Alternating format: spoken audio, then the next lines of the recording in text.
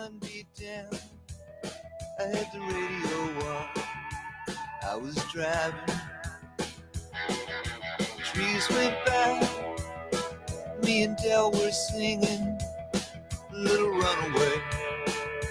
I was flying.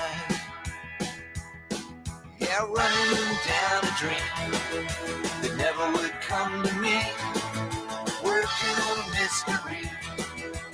Going wherever it leads. Running down a dream.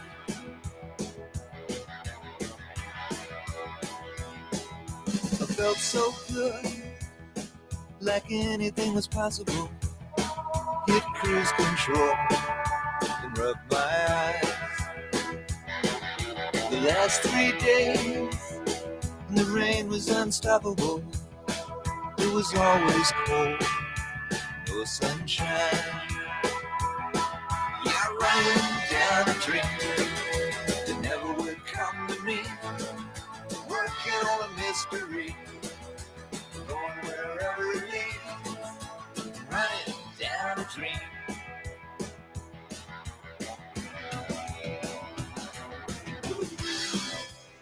Woo! Welcome back. True North, episode 39. Chapter 2, full sail ahead. We are going to get after it. We're going to have some fun. We are back. It's been a while. Let's get the crew out on stage. Let's put the price away. Welcome back, everybody. True North, the investment grade Bitcoin podcast. Appreciate everybody that's joined today. We've got just a couple hundred people up on the screen here so far, which is great. Thanks for being here. And we've got a lot to get through. Some exciting times. It's been 34 days since our last stream. A lot has happened. A lot has gone down in the markets. We've seen changes in interest rates. A lot of political things have happened. Price of BTC is just chopping around. There's just been so much going on, and we're here to get through it. And obviously, we have new ownership. So True North has gotten acquired, and we are here to walk through it. And we're going to be okay. We're definitely going to be okay, guys. I can confirm that. So without further ado, before we get into our general statistics and information and start talking about what's going on in the scene here, I've got the crew here today. We've got Soleil, Adrian, Mason, Dan, and Ben. And we're going to talk about this strategic acquisition because I think it is a lot more bullish than a lot of people have really indicated or identified. So a little bit of background. Obviously, I took a role at Strive here within the last couple of months. And so within that role, it was very clear that I was wearing two different hats. I was wearing a Strive hat and I was wearing a True North hat. And additionally, like over time, we had started to notice that if we wanted to take True North to the next level, we were going to need a little bit more resource. So we were kind of thinking about, okay, do we get sponsorships? What does this look like?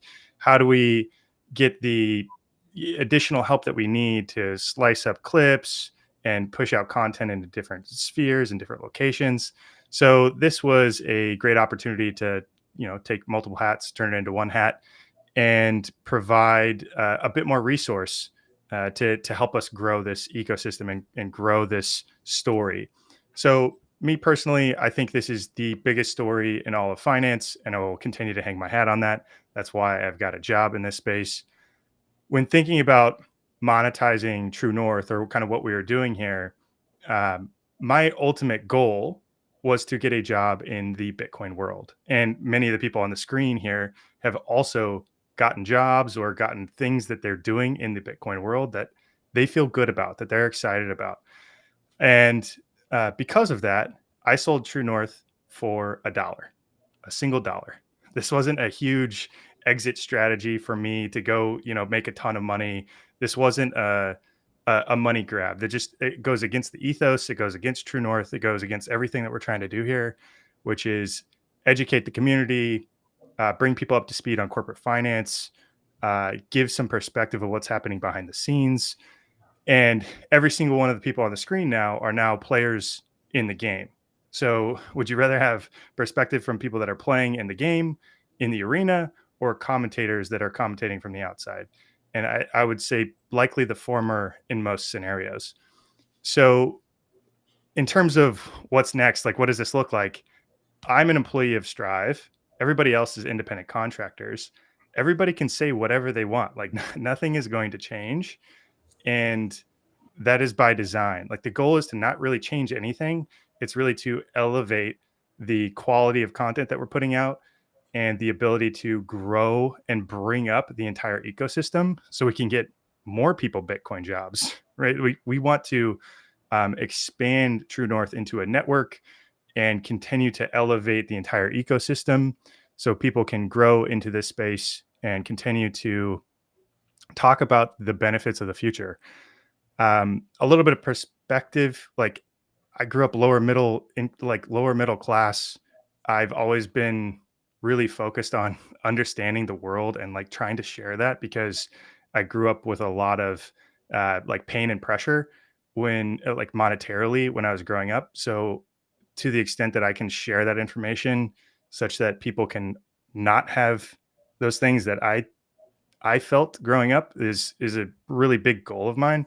So this is truly a benevolent movement, despite what some of the Twitter bots and everybody else seems to think. So I'm excited about the future. And the other thing I like to bring up, and this is just a small little cherry on top, the company that Strive reverse merged into was a digital finance media company that controlled Instagram, TikTok, and Discord media. And there's an entire crew of people that will have to be able to clip up content and push it out into different distribution channels that we didn't have previously. And that's just kind of fits within the whole thing. So if anything, I would say I am 100% all in on this entire space. And that's the way this is going forward. So I think it's a really exciting time to be talking about this stuff. And yeah, we're going to go higher. I think everybody's going to go higher. We're going to try to lift the entire space. Hopefully everybody that wants a Bitcoin job can get a Bitcoin job, and yeah, we'll see where this thing goes. I So think you got to answer the important question, though, Jeff, that everybody wants to know, which is, what are you going to spend that dollar on? please bother Matt about this dollar because he still hasn't paid me the dollar. And I want a physical dollar. I want like a crispy one. So I can put it up on my wall behind me and say, like, this is the True North dollar. Frame it. You got to frame it. I got to frame it. I want to do a whole thing with it. So, yeah. Do you mind if I jump in there, Jeff? I do want to be very clear. Like, I think Jeff's been pretty good to me and to all of us, saying like we can still share our personal investment opinions about the entire system. And I wouldn't have agreed to do this had it not been for kind of full autonomy and freedom with regards to my opinions in the space and, you know, my trading activities at Stravera and the like. So I just want to be very clear to the listeners that things won't change or won't be censored with regards to our views on the market. We'll keep it respectful, but not censored whatsoever. So rest assured. 100%. If Grain wants to talk about his Ferraris for 10 minutes, I mean, I guess we might have to moderate that a little bit, but yeah, only 10 minutes at a time. 10 minutes, maybe 5. Maybe Grain gets 5 minutes on his Ferraris, but yeah, go ahead. So yeah, I agree. Nothing really changes. And I've got a statement from our new overlords that I've been instructed to read. And it goes, I, Soleil of sound mind and free will, have fully ported from strategy to Strive. This is financial advice. People haven't picked up on it. We have one anarchist in our group, and I'll leave it up to you guys to figure out who it is. But he's necessary. You need the anarchist. The anarchist. I don't know what you mean. Yeah, absolutely. And look, and we got Mason. Mason's working for a Brazilian company. He got a place. He's living in New York. I mean, living in the finance hub, like, finance capital. I have a job. I have my place. Like I'm an adult now. It's it's wild. A job, unlike most college graduates. I call Mason, like I call him sometimes. It's like noon. Like, Mason, you just waking up? He's like, yeah. Like his last night rough. He's like, yeah. Yeah.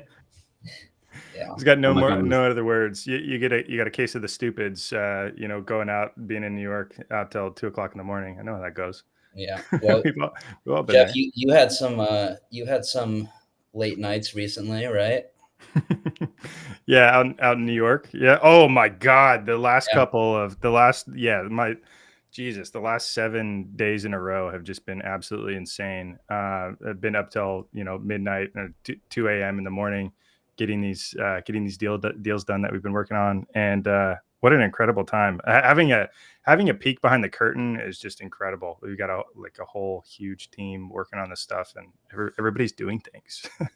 But yeah, hopefully I can get some sleep here this weekend. But who knows? TBD. And we've got Adrian. I know, Adrian, you're working in the space too. It's crazy how far everybody's come in the last 12 months, right? 12 months ago, who would have thought, like, we were all just doing our own things, talking to each other on the internet, and we started talking about the same thing, and we're like, wow, this story's big. This is like this is interesting. And now here we are, all trying to move this entire movement forward in our own separate ways and different perspectives, which is just so cool, right? And that's really a call to action to everybody else. Like, you need to go to these events, you need to start talking to people, and you never know where one conversation may lead. I think I met with Rohan last week in New York, and I messaged him like 24 hours before the conference, and I said, hey, are you coming to this event? And he's like, oh, I wasn't planning on it. And then he messages me an hour later, and he's like, okay, I'll be there. And now we're, talking about like building these models. He got a Sailor retweet a little bit ago. And it's just that type of stuff can happen, and you can do anything in this entire market. So like, go to the events, talk to people, and get out there. Like, there's no, even if you get things wrong, like, that's okay. Like, that's the only way to learn is by getting out there and doing things. Well, so the thing about this is that, Jeff, you and I talked, what was it, February 24? It was like that, we had that weekend call when we first started talking about strategy and like putting out more Yeah. content and like that. Yeah.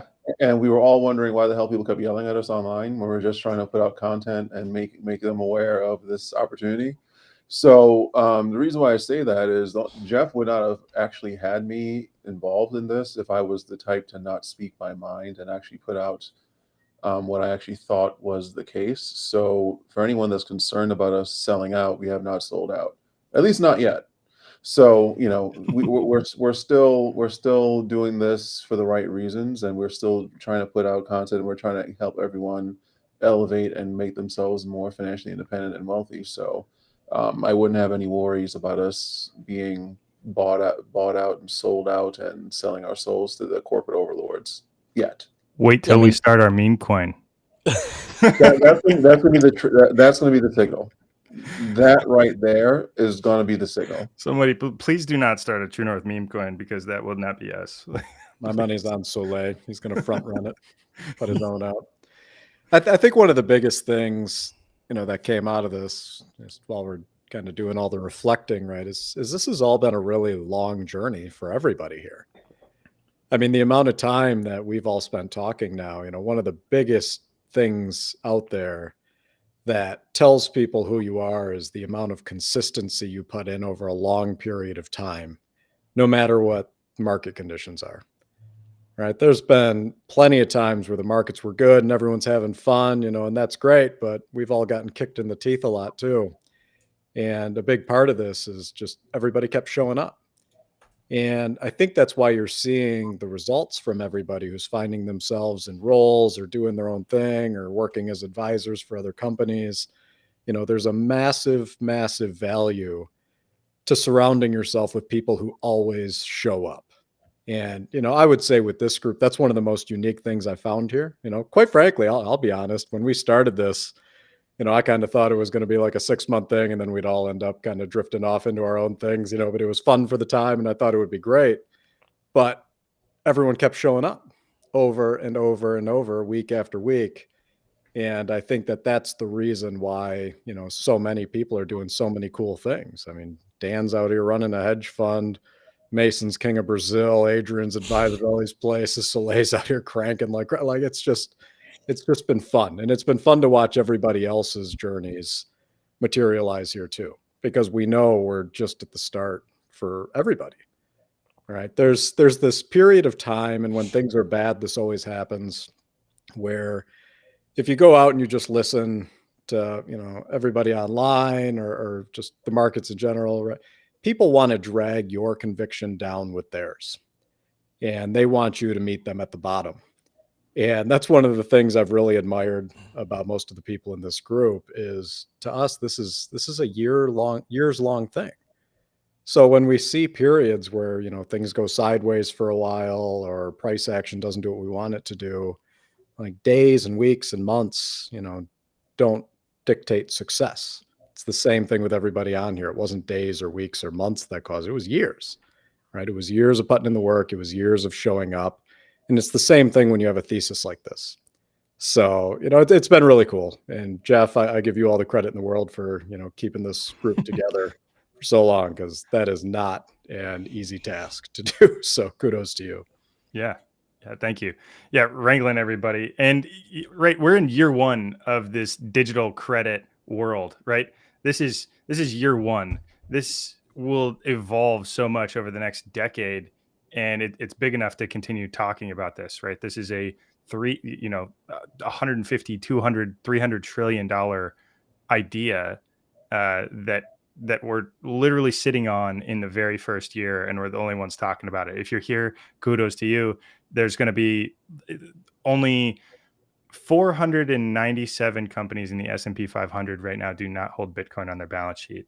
Anybody that's here in the chat or hanging out watching, there's so much opportunity out there to go get integrated and start doing these things in different places. So again, just want to encourage everybody, keep doing that stuff. One last word on Strive. Strive has this like very American core built on meritocracy and like American values. So this freedom of speech concept is incredibly important, and that was critical in terms of moving this forward and providing opportunity for everybody to speak their mind. So that's the last thing I got to say there. And it's going to be a lot of fun. We're going to get some more people. We're going to get some more guests. I think the guests will be elevated. I think we'll get more shows going on underneath this. If you're interested in continuing to build out content underneath this, let's have a conversation. And we want to build this whole economy and bring the whole system up. And to the extent that there's other episodes of other people talking about this stuff, absolutely go for it. Like right on. Well, for me, the thing that's really cool about this is I didn't know what Ben even looked like or sounded like for 6 months. And we were messaging each other on a daily basis about analysis, about all kinds of stuff, right? So this has been a really cool experience and a really cool journey. The fact that we've all kind of eventually come together, we've met in person a few different times, we've been doing this, and it's just a really refreshing kind of grassroots thing. People think that we've sold out, but they don't realize that we were just a bunch of dudes talking to each other online for like months at a time before this all happened. So, I think it's fantastic, quite frankly. Yeah, let's take it higher. Okay, shall we? All right, we're 18 minutes in. I feel like that's enough. I think we hit it over the head. Everybody's pumped. We got the FUD behind us, and shall we get back into what we normally do and talk about everything that's going on? Yeah, the chat is clamoring for the disclaimer. I guess they love the disclaimer. Here we go. I was just kidding when I said it was financial advice. Ladies and gentlemen, go there. What you're about to hear may be amazing, but it is not financial advice. It's for informational and educational purposes only. Jeff, back to you. There we go. Sorry, that's what we were missing. Sorry to interrupt. So shout out to Tim, by the way. Shout out to Tim. Yeah, Tim is dominating everything right now. Yeah. Well, and he just decided to go all in on Bitcoin, guys. So yeah, I know. Yeah, he wasn't all in before. He's going to be all in now. So before it was all Diet Coke and vibes. So I don't know what the hell's going to happen now. Diet Coke and vibes. Yeah, I mean, like that unconference was one of the reasons that we had this M&A transaction over the last 7 days, which is insane. Like that's how business gets done. And it was an electric event, and I encourage everybody to go to the next one, but it was so focused on Bitcoin treasuries, right? There was no meme coinery. Mm-hmm. There was no, it was just so laser focused on running a Bitcoin treasury. Saylor was quite literally a co-host. I think it was on stage 3 or 4 times. I think I might put this in my Twitter bio, but Michael Saylor has now asked me a question, which I feel pretty good about. And yeah, what an electric event. I think it was the right size of an event too. Sometimes you show up at a lot of these events and they're massive, right? If you went to Bitcoin 2025 and you've got 30,000 plus people that are there in attendance, and then you've got all the shitcoinery going on and all the exhibition halls and everything. This one, what I liked about it was so focused, and everybody who was there has some type of a role in this industry, or they're enthusiast investors or whatever, but everybody there was engaged. So all of the conversation was really, really focused. And I think you get a lot of opportunity to meet and spend time with people that you probably recognize, but you don't get a lot of chances to interact with. And it was kind of that perfect size event to be able to go and connect with all the people that you wanted to. So, I don't know how many it ended up being. I think they had tickets for like 425 or something like that, but it felt like the right size for that type of an event. Yeah, and you just get access to people. I think I met at like probably 120 people, had some really good conversations with, 20% of them. And yeah, just incredible vibes. And go to the next one. Yeah, it was so cool because people would like introduce themselves with their first name, and then they'd be like, "Oh yeah, I'm such and such handle on X," and then you're like, "Oh shit, that's you," and then you like really know the person. So it was just really cool. And there's been a couple conferences since then. All right, so we missed a few. There was the Unconference, the HC Wainwright conference. There was BTC Hong Kong, Bitcoin Asia, which was also pretty crazy. So quite a few things. Somebody was asking what happened there. Bitcoin Asia, there were about 20,000 people there. The prior year, there were about 4,000 people there. So it increased like 5x year over year, which was pretty crazy. Eric Trump ended up making it out, and it was nuts when he got on stage. Like everybody in the crowd like took pictures. It was like a rock star got on stage, which I found very interesting. Hong Kong's a crazy city, but there were a lot of people really focused on just Bitcoin kind of as a medium of exchange. It really felt like the Asian markets were a couple years behind on the Bitcoin treasury space. So there was a little bit less focus on that. And I think that was growing, it seems like. So that was just kind of my general takeaway from Bitcoin Asia. And then the HC Wainwright conference. Ben, did you go to that? The Saylor presentation there? Yep. What was that like? Investment bankers, just a bunch of investment bankers sitting there watching Saylor just go on an absolute heater, or what?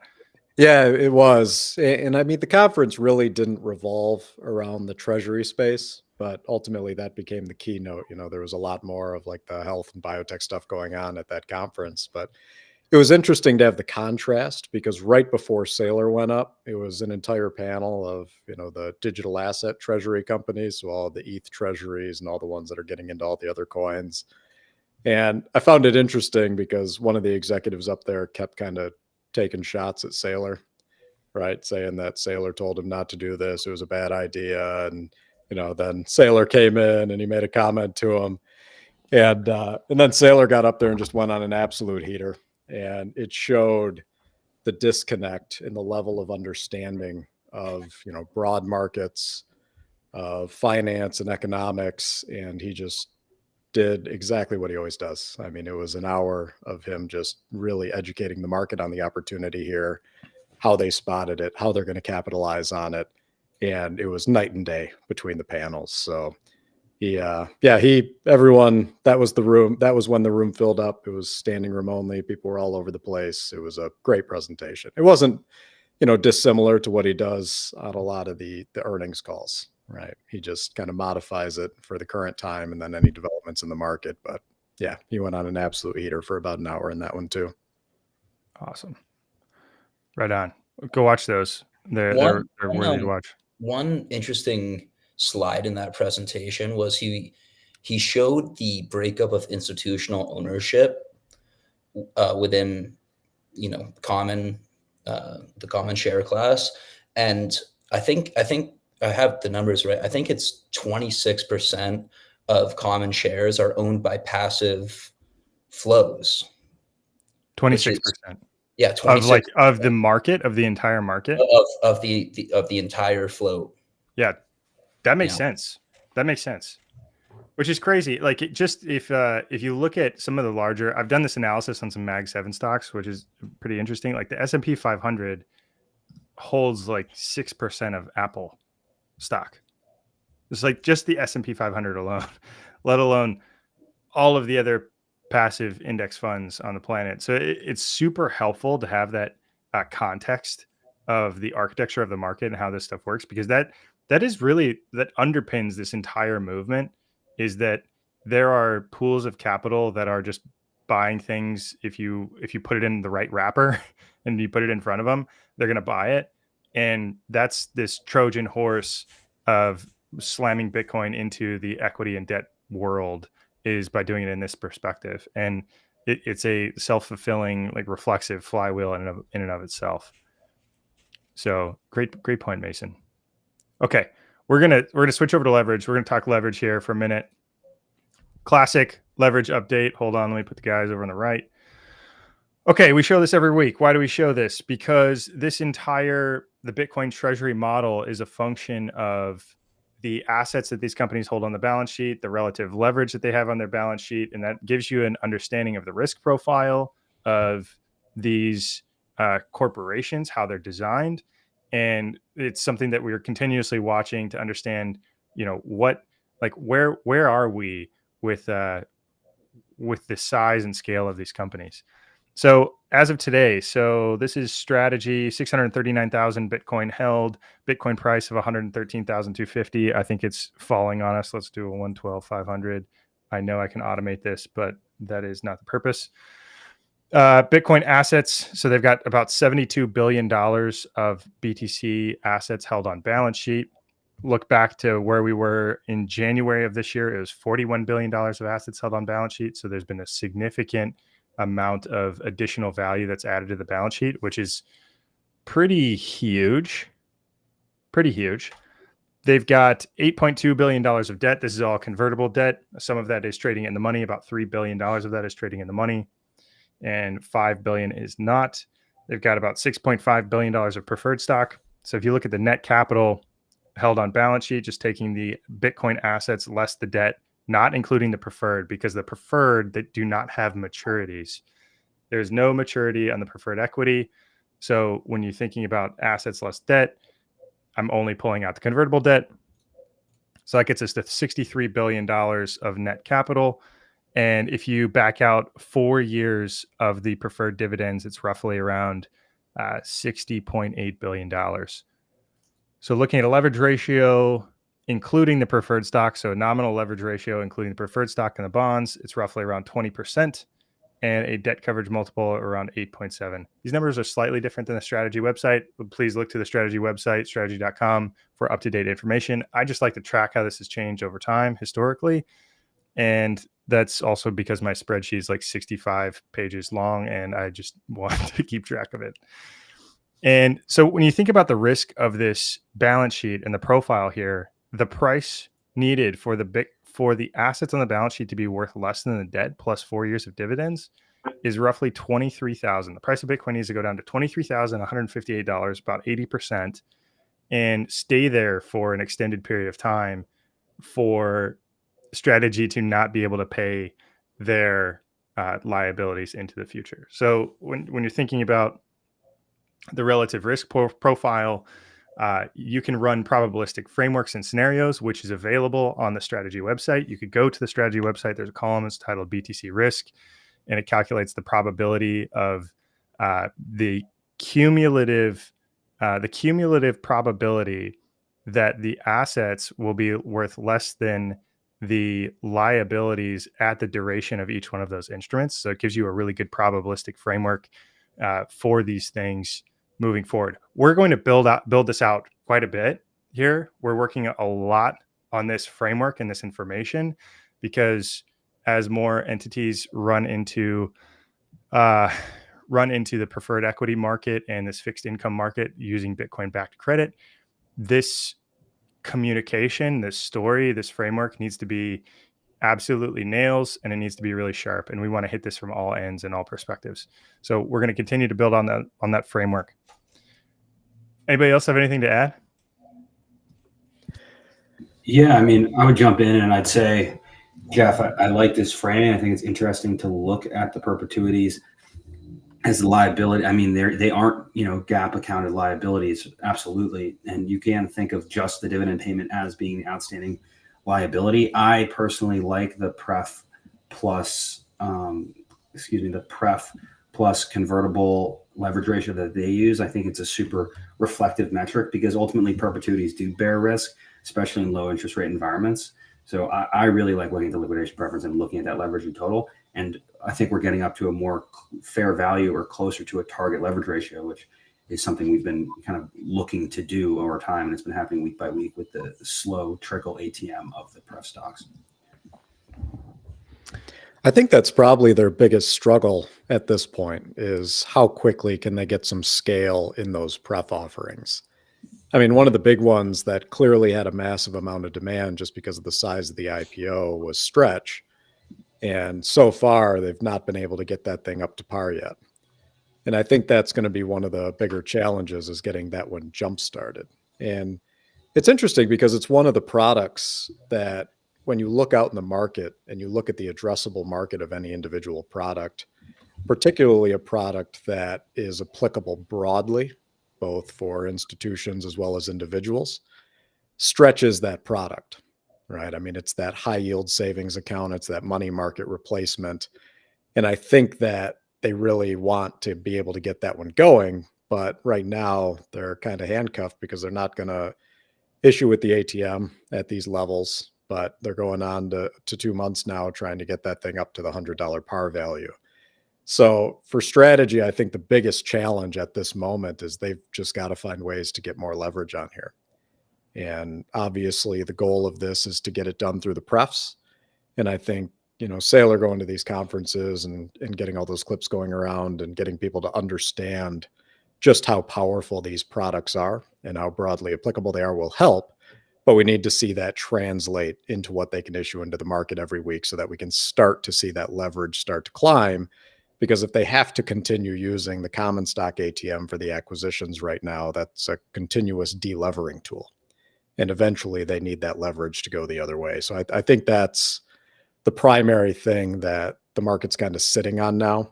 He made some interesting comments at Tim's conference in terms of, what he would be willing to do. And I think that was good for the market to hear. He went all the way to what is your absolute worst case scenario here if you needed to meet these dividend liabilities. And he went as far as to say, look, as your, last resort, you have Bitcoin and you can sell Bitcoin. And if they absolutely had to, they'd be willing to. But he also made comments about a willingness to use different types of derivatives in order to not have to use the common ATM to raise that capital to pay out those dividends. So I think that was a big moment in terms of messaging out to the market, just to show that they're willing to remain flexible.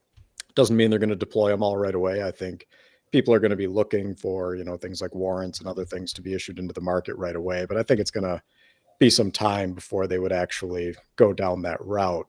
But the messaging said that, he's hearing people, right? There's been a ton of concern around that. And people want to hear those worst case scenarios. And it gets highlighted in these market conditions, right? In these market conditions, everyone's always focusing on worst case scenario, even though they're so over collateralized here. But, leverage is got to remain number one, right? He said the value proposition of this is effectively being a levered long play against Bitcoin. And now for strategy, they've got to start scaling that back up. They've gotten too delevered, and that's where they got to focus. But that's up to the market partially. Yeah, I wonder what you guys think about that. I mean, that statement about the derivatives to pay the pref coupon payments was quite insane, quite frankly. That's probably the last thing I would have ever expected to come out of the mouth of someone like Saylor, which I find extremely interesting that he'd be willing to enter into that sort of agreement, which I think it's not necessarily a bad thing, but it represents a massive shift in kind of the sentiment and the positioning from him and the strategy team moving forward. I think it's interesting, and it kind of plays into this I know a lot of us don't like it, but this idea that, they are becoming kind of a trading firm, or they could, in theory, somehow use the Bitcoin in a manner to pay the pref dividends. And I don't really subscribe to that. I personally think they should set aside a year's worth of pref dividends in cash and just use that to pay the pref dividends. But the fact that they're willing to go into the derivatives market around Bitcoin is pretty insane. Well, like the best part is they've got everything at their disposal. And he said the quiet part out loud. Obviously, you can sell your Bitcoin, but effectively, what Saylor said is like, "Come pry it from my dead hands." Right? Like, that's literally the absolute last thing I'm going to do. And you know what? I probably want you to take me to court in order to do it. And in that moment of time, if the Bitcoin starts ripping and goes the other way, he's like, "Okay, like I'm back." So to the extent that you could delay, or if that's a tactic, that's always a possibility. The derivatives market, that's probably slightly above selling your Bitcoin. That's probably the absolute last thing you want to do right before selling your Bitcoin, because it is volatility dampening. And when you're thinking about the volatility enhancement, if you're selling amplified Bitcoin, the last thing you want to do is, cap the volatility or do something on that front. But that being said, if that's what they need to do, then that's what they can do. And it's been really surprising seeing the the market's frustration with the concept of using the ATM to pay off the dividends. There's so much liquidity in this stock. It's like the 18th largest publicly traded equity in the market, and oftentimes higher. And yet they've raised $500 million in a week. They've raised $1 billion, $2 billion in a week before. And people are concerned about them having the ability to raise $600 million over the course of a year. And if you're to spread that over every single trading day, it's just like an absolutely negligible quantity of the average daily trading volume. So it could be, spread out over time. But the real novelty here that I think is often very, very much overlooked is by having an ATM on each one of these perpetual preferred instruments, it effectively allows them to refinance any transaction at any point in time, whenever they want, which is just a fascinating advancement here, because historically, if you wanted to go refinance a loan or something that you had, you've got to go remarket it to everybody else in the market, right? You go package up your financials, you do the financial colonoscopy, you put a presentation together, you carry it around the market, you go to different marketplaces, and you try to find the best terms. And now, if you like the terms, you can take them. You can issue more equity at that point. And that is just a really, really novel thing here. I think another really fun takeaway from the unconference was this. Saylor did a poll, a hand-raising poll of everybody in the audience. And he said, "Okay, who here has a savings account?" And it's like, okay, everybody raises their hand. Who here's got an equity account? It's like, okay, everybody raises their hand. And who here holds corporate debt? One person raised their hand in the entire audience. He's like, okay, who has a savings account above 4%? And a couple people raise their hand. And so the what he was trying to emphasize is like, okay, everybody holds equity. What if I take a high yield savings account and make it equity? So this trading account that you look at every single day when you wake up and you're like, well, what are the markets doing today? And you can hold your savings in that type of vehicle with a $ in front of it. It's a $ ticker, STR, name your preferred instrument. And that is rethinking the world that we live in. That is novel. It's not, it's hard to conceptualize. That's why we're here talking about this stuff.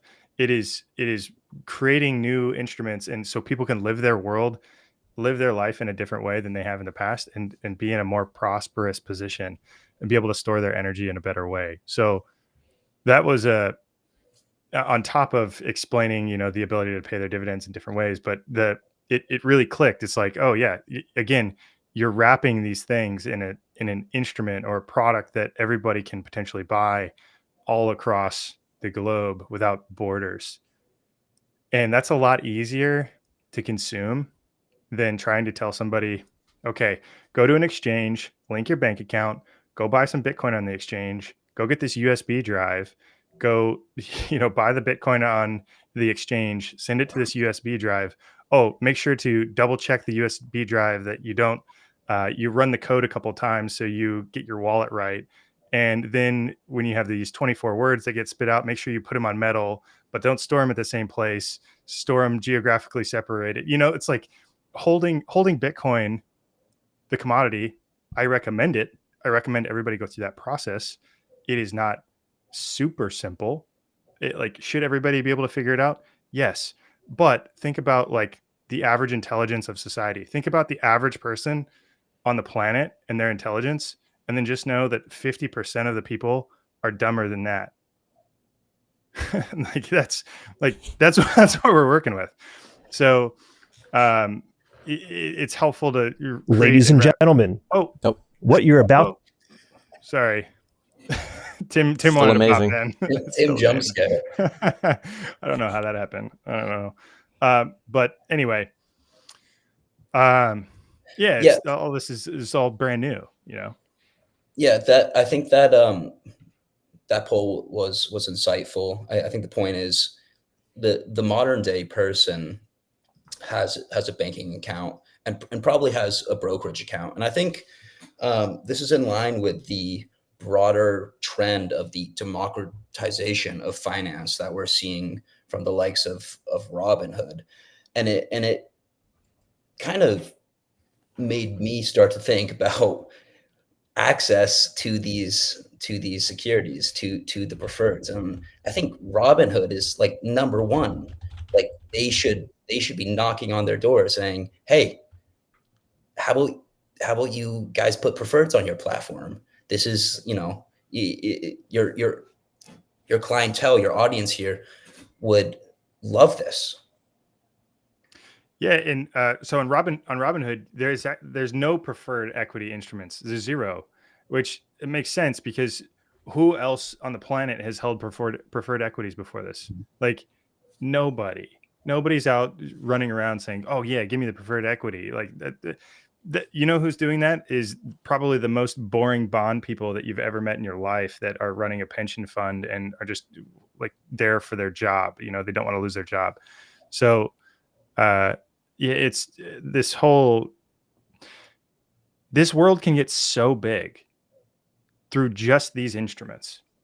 Like if you're talking about how do I infiltrate Bitcoin into the financial world, you can disrupt literally the biggest market being the fixed income market. Like Bitcoin disrupted the money market. It fixed the money. And this is another thing Saylor said, which is dead on. You got to fix the capital markets. You got to fix the interest rates. You got to fix the debt markets. You've got to go fix every component of the financial world. Like you can't just sit back on your Twitter profile and tweet about things and get mad and just post memes. Like you actually got to go out there and do things and infiltrate in different areas. And that's why I wanted to take a job. Like that's why I wanted to work in this area and do this stuff, is because this should be pervasive, because the instruments that you can create are better than anything else that exists out there. Like the fixed income instruments, it's you could go look at every other physical risk instrument in the entire market. This has better yield, better risk profile, lower risk, more liquidity, and every single component of it looks more attractive. It's over collateralized. There's room. There's so much room here for all of these advancements, because you think about, there's 4,800 banks, there's 4,800 credit unions, there's 5,800 insurance companies, all providing the same thing. Is there room for multiple Bitcoin treasury companies doing this stuff? Absolutely. And they're all going to do it a little bit differently. And that's where we are. We're at year one. Like, is Strategy going to be the biggest for the rest of time? Probably, because they've got literally an order of magnitude moat over and above everybody else. But that moat is also lifting everybody else up to provide securities in the space too. There's a lot going on. Yeah, I think there's this notion, and we're in a very small echo chamber out here on X, right? Where everybody thinks that everybody else in the world is just going to go buy Bitcoin. And most people have no understanding of Bitcoin, right? I mean, but there's a range out there. And what I always say is, I think that being able to get access to it through either equities like preferreds or these treasury companies or the ETFs, I think that serves as a really good on-ramp to start that educational journey for most people because it's simple. So you get the exposure to the performance of Bitcoin, but you don't have to understand all the technical details behind it yet. But as soon as you have an asset like that starts performing for you, that's when your interest starts to climb. That's when you're willing to actually go do that diligence and learn what it is that you're holding. So I don't necessarily discourage people when they want the on-ramp to be an IBIT or any of the other ones. And I think that the products that are coming out through the preferreds, effectively being able to replace some of the largest pools of capital for normal people, right, which is going to be savings accounts and maybe money market accounts, that provides a service that's made possible by Bitcoin. And just that alone, if all you were doing was trying to move somewhere where you're getting a better interest rate, right? If all I wanted was to get away from a 3% interest rate bank account and I could go to a 9% interest rate through a product like Stretch, that can be a massive difference to people. And eventually you start asking the question, why does this work, right? What is it that's making this possible? Why can this company pay me 9%, 10%, while the banks can only pay me 3%? And that's just scratching the very surface of the journey of Bitcoin, where you finally go out and figure out exactly how broken everything is. So I think that the products are going to be what helps Bitcoin penetrate into the masses. And over time, you're going to see that adoption, and people are going to see that Bitcoin itself does have I've heard it said as the sovereignty multiple, right? Holding Bitcoin itself on your own. When you really understand how powerful that is to have a bearer instrument like that, that's when you've really turned the corner and you understand the value of what it is that you're holding and what's making everything else possible. Yeah, Dan, I'm curious your perspective now that you're Mr. Hedge Fund guy. How are you thinking about balance of these things in a portfolio in terms of like risk mitigation and like efficient frontier? Is that a consideration? Are you YOLOing strike option? Oh wait, there's not strike options, but there's strife options. There's options on these things now, which is also a very fascinating development. But like, how are you thinking about them as a capital manager? Thanks for the segue. I mean, I think people underestimate looking at these things. Well, you've got this collateral base, which is Bitcoin for all Bitcoin treasury companies, right? And you have this, so you have the static collateral base, and largely it's unsecured in all these corporate structures. And then you figure out, and then you issue securities on top of this collateral base, and that's largely been the Bitcoin treasury model for the past 6 months. So then you think, okay, how am I positioned in the capital structure? And I think for us, I know for me as like a retail investor prior, I didn't think enough about the converts and my position in the capital structure, but it's always been something that's like, oh, the converts are super, super valuable. We've seen all the charts of how well the converts have performed, how low the volatility has been, and how you get that common stock upside with that debt-like downside. And so I think moving forward, the press are something that people should really seriously consider. But it's different because of the equity issuance and the ATM issuance on the preferreds. So that's the way I'm trying to look at them. So I think the preferreds, so like, for example, I think Strike is extremely undervalued, right? I think Strike is criminally undervalued relative to the common. The problem is you do have this kind of ramp up period for the pref products. So it's something to consider and think about. But I think Strategy is actually doing a great job managing the prices and the volatility. And you've seen the volatility come down and the correlation to Bitcoin come down across all the pref products. So like, for example, if you look at the correlation of Stretch, Strategy's product, to BTC, it's 0%. Look at MSTR correlation, it's minus 22%. So while it's not at 100 yet, it's not pegged at 100, it is a stable product. So there has been some really good developments, I think, in Strategy's capital structure. And so that's how I'm looking to position. I do think Stretch will, in fact, Stretch and Strife will be a safe haven in a bear market. And I'm starting to really believe that. We're like so close. Every day I look at the Stretch performance and I'm like, when is it going to happen? when are we going to get the peg? We're so close, but I swear it's been trading at 97, like 97 and change for a month straight. I think it's going to we're trade gonna- between 98 and 100. I just think it's going to trade there. You don't think they're going to get a peg regardless of interest rates coming down or the capital structure shifting even higher? The volume, I think the volume has to pick up really, really high because would you buy it at 100 if you know it would be called at 101? So you would never buy it at 101. So you could buy it at 100, but the only reason you probably buy it at 100 if they're selling it at 100, because they can't sell it at 101 because no one will buy it at 101. So that means you probably buy it below 100, but as long as it's below 100, you can expect an interest rate increase for the next month. So I expect it to settle somewhere around 99. But people will buy it at 101 because of the yield. I think it's the whole point. Yeah, but they won't. I don't think there'll be new participants at 101. It just depends. It just depends, right? Like this is where I think this general framework of like I truly think risk is mispriced globally. If there's a landslide of capital, let's just say you've got a bunch of people are in the equity market right now chasing AI PE ratios. PE ratios across the market are at all-time highs. They're, I think, higher than like .com bubble times.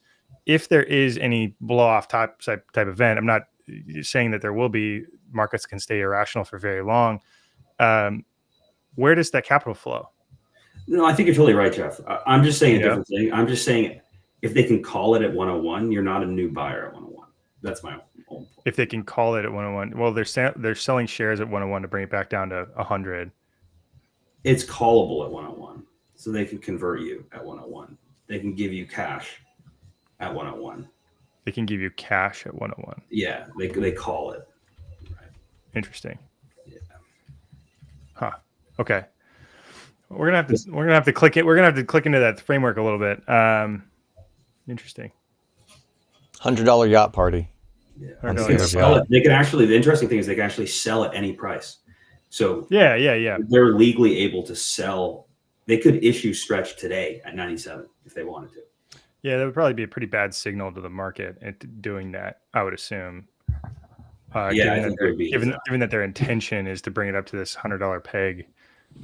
It was interesting to see that. I mean, interest rates came down 25 basis points. Stretch didn't really move much. Really stayed kind of flat. It's just, I'm wondering how long it'll take for the market to like wrap their head around this risk profile. Again, this instrument is what, like 3 months old, not even. And like, it just takes time for this stuff to get around to the market. Like anybody that's willing to underwrite Bitcoin risk here has got an incredible opportunity. And I've been talking with Matt about this quite a bit. A lot of institutional money managers need a track record before that they can invest in things. And that track record might be like 3 to 5 years. So like as an asset manager, selling funds, if you have a track record, then the number of people that can buy your instruments increases drastically. So like there's this window of time here where like there isn't really a track record, but you understand the product and you understand the instrument, where you have alpha over and above the rest of the market because you can conceptualize the product and where it's going to go. There is uncertainty, obviously, but the people that are interested in these products will be rewarded for taking on that uncertainty in the form of excess yield over and above everything else. Like you think about, again, what is the downside risk? The downside, like I think STRC, like they've got the entire capital stack. I think they could pay over like 100 years of dividends just based on the Bitcoin collateral that they have on their balance sheet. like that's not junk bond status. That's AAA investment grade. And they're trading as if they're distressed debt, like junk bond status. So they're like the spread against everything else is so vast that will, in my opinion, it should close. It might just take forever, but that's a opportunity for everybody.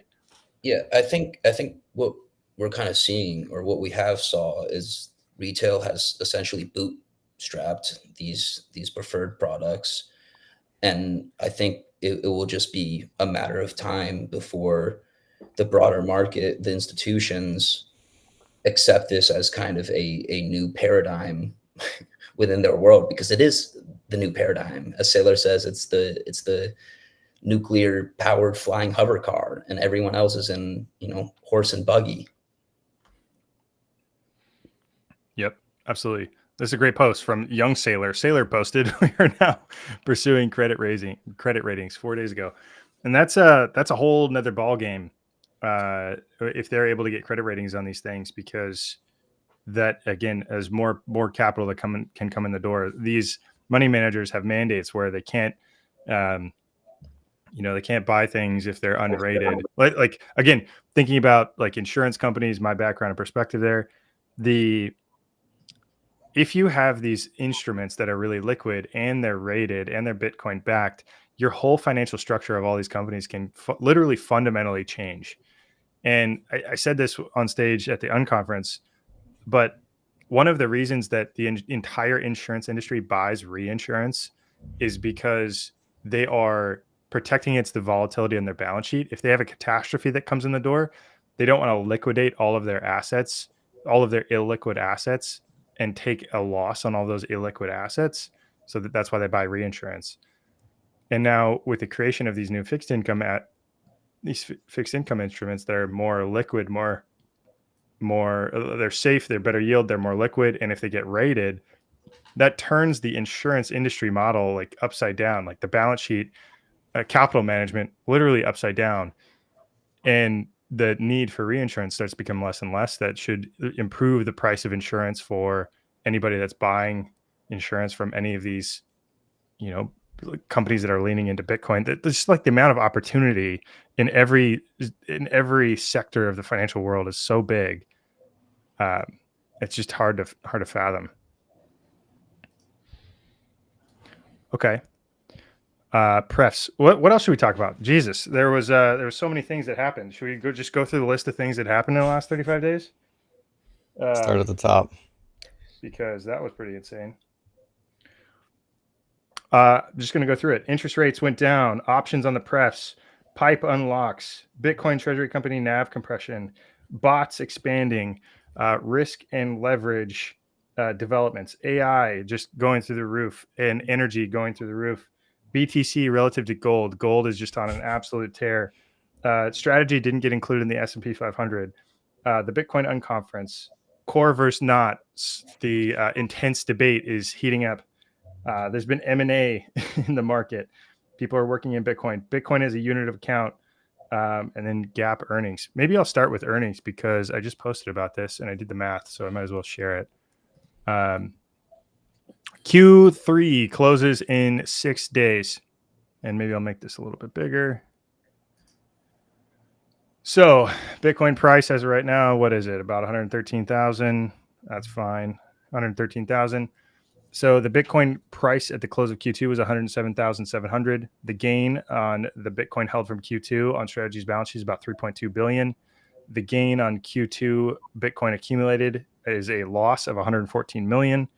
So the net income estimate for the quarter is about 2.3 billion, which equates to around $8 earnings per share. Overall, just taking the actual reported earnings over the last 4 quarters, the EPS estimate is around 20. So Strategy is technically trading at like a 15.5 PE ratio. But what do we know? There's been a new accounting method that's been adopted, FASB fair value accounting.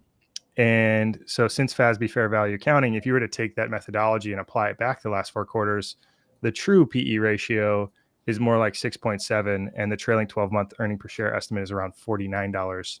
So a material difference between what's actually been reported and the actual gain that's been effectively, maybe not, that's unrealized, still sitting on the balance sheet.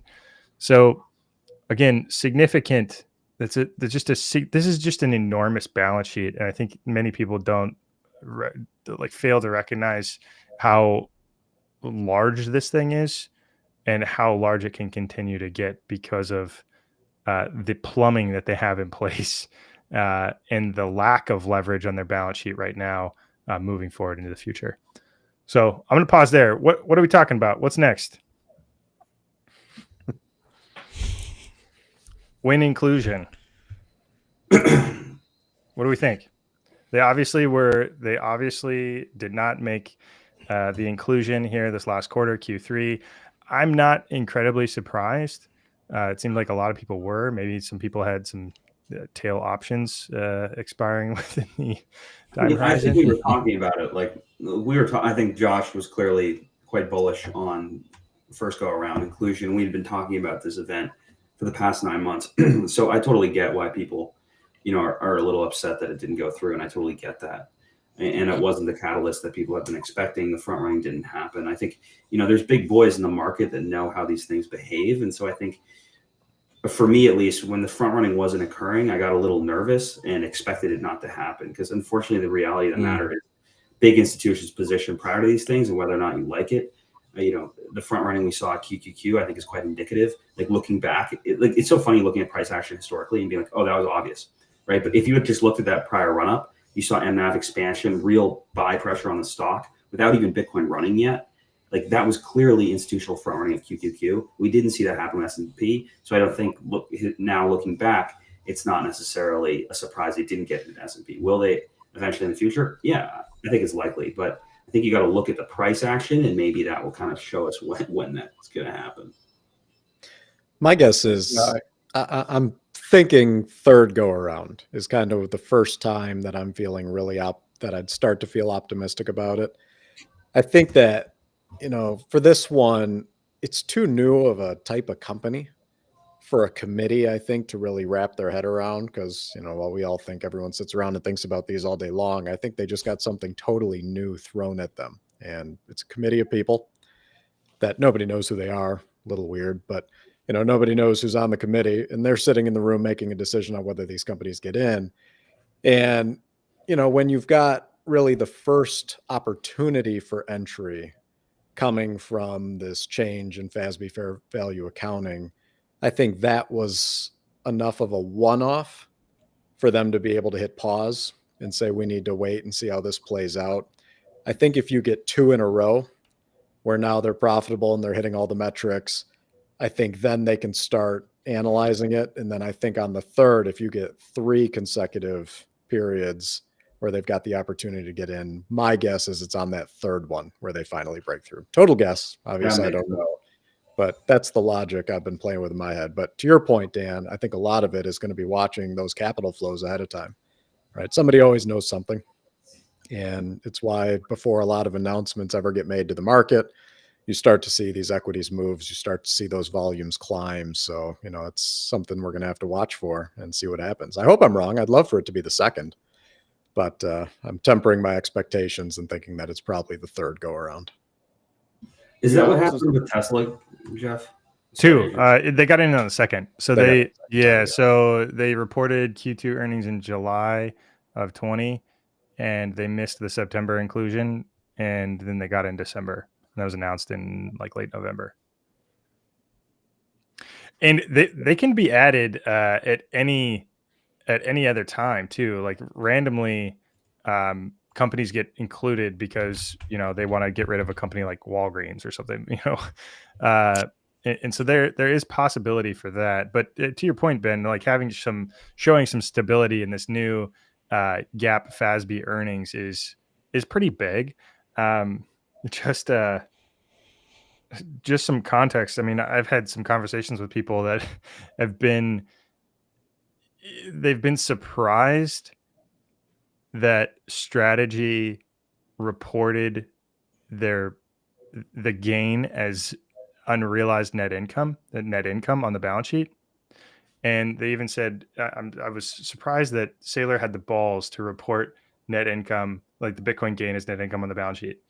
And then my initial reaction was like hatred. It's like, these are the rules. Like this is the accounting rule. Like this isn't even, it would be weirder if he didn't, and it was like, I was just a little bit deceptive, maybe. I was just like totally astonished that was a commentary, and that commentary exists in many places in like large capital markets. So just for the context of like how the rest of like the world in New York views this thing, they still think that it's a surprise that they're able to do this.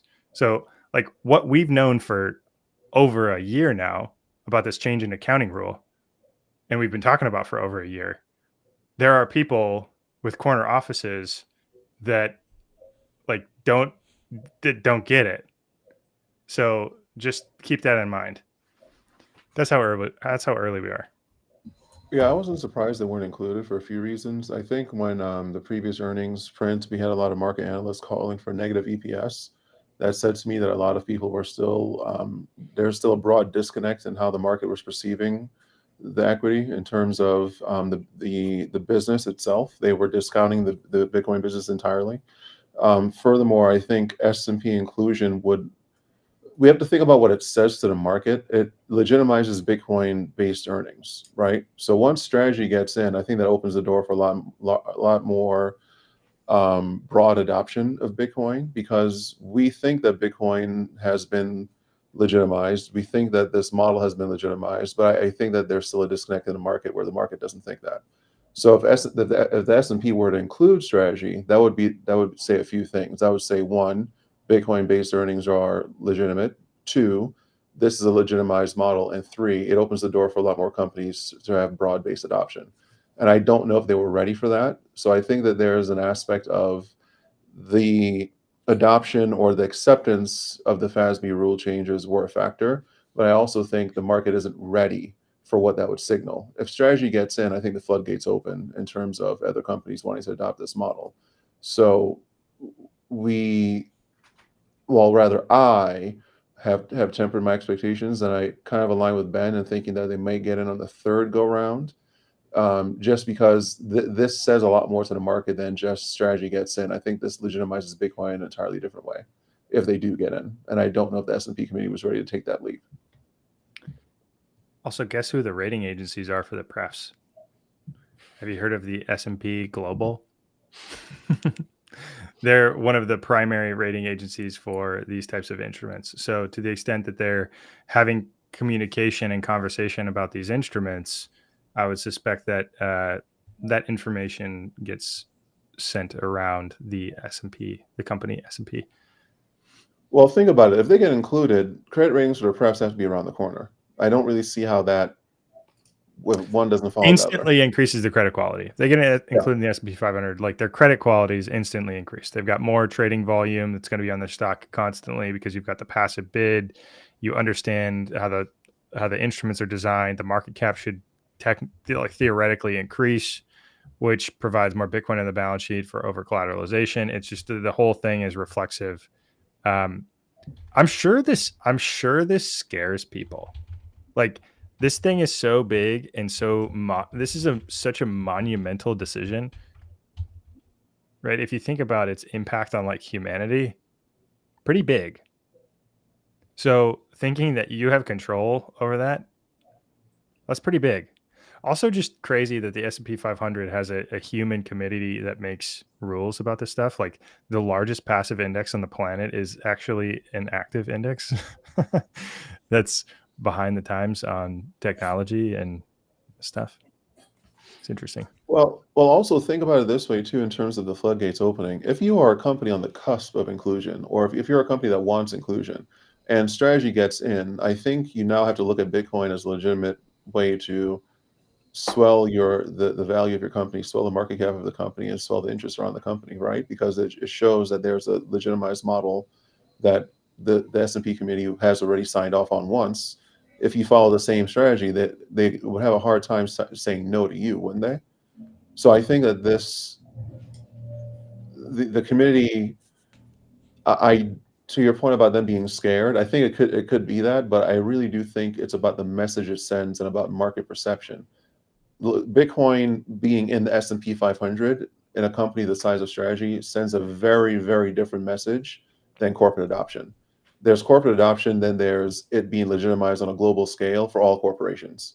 Those in one fell swoop. I think that's something fundamentally different. So when that happens, I anticipate the market reaction being very, very powerful. And I just don't know if they were there yet. Also, there's an aspect of they want to see what happens over a few quarters as well. Is Bitcoin going to drop Are they going to go negative EPS again? Are they going to be able to maintain this momentum? I think there are a lot of things that still need to be ironed out before strategy gets into the S&P 500. So I'm with Ben. I think the third go around.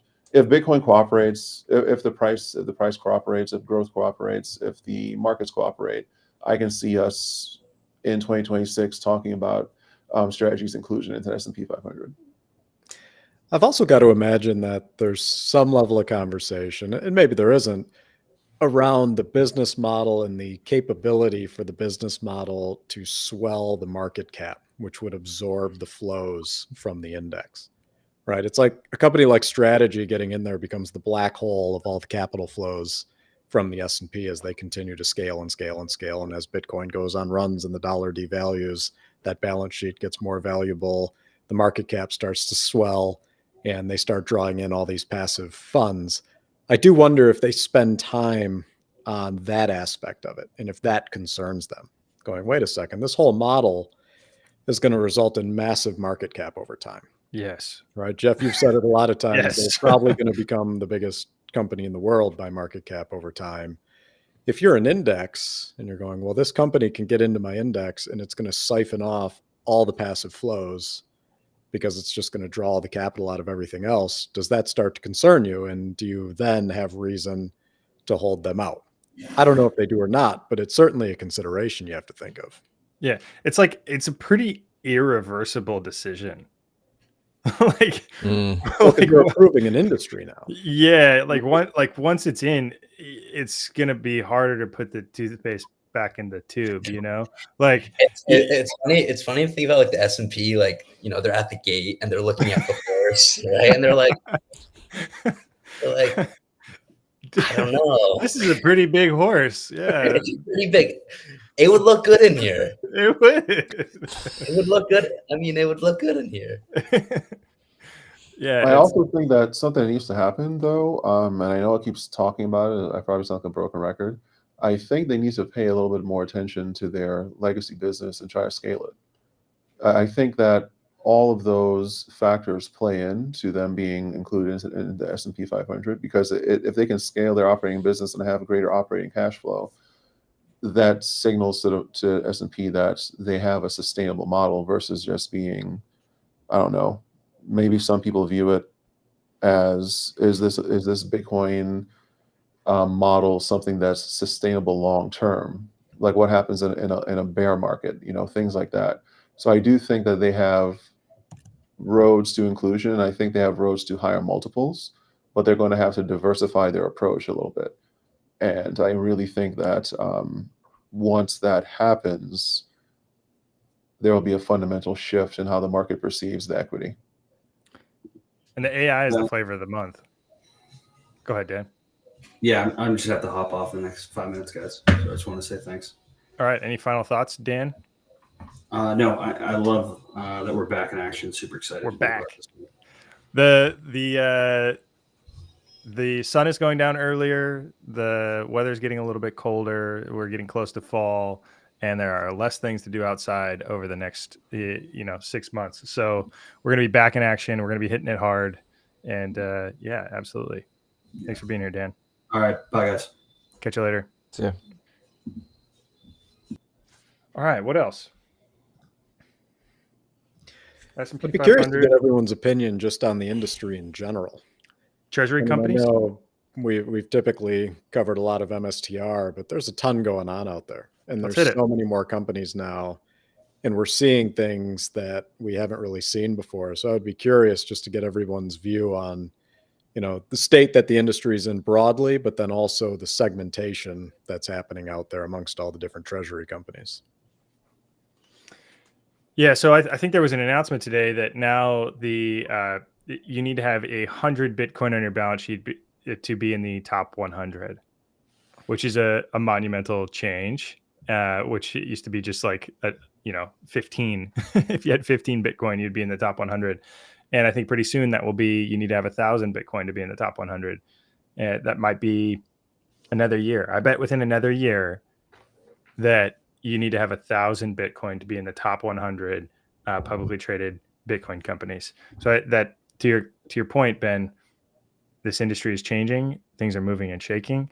And like, I mean, we did an M&A transaction this last weekend, and that's now providing a proof of concept for other things that can happen in the industry for everybody, right?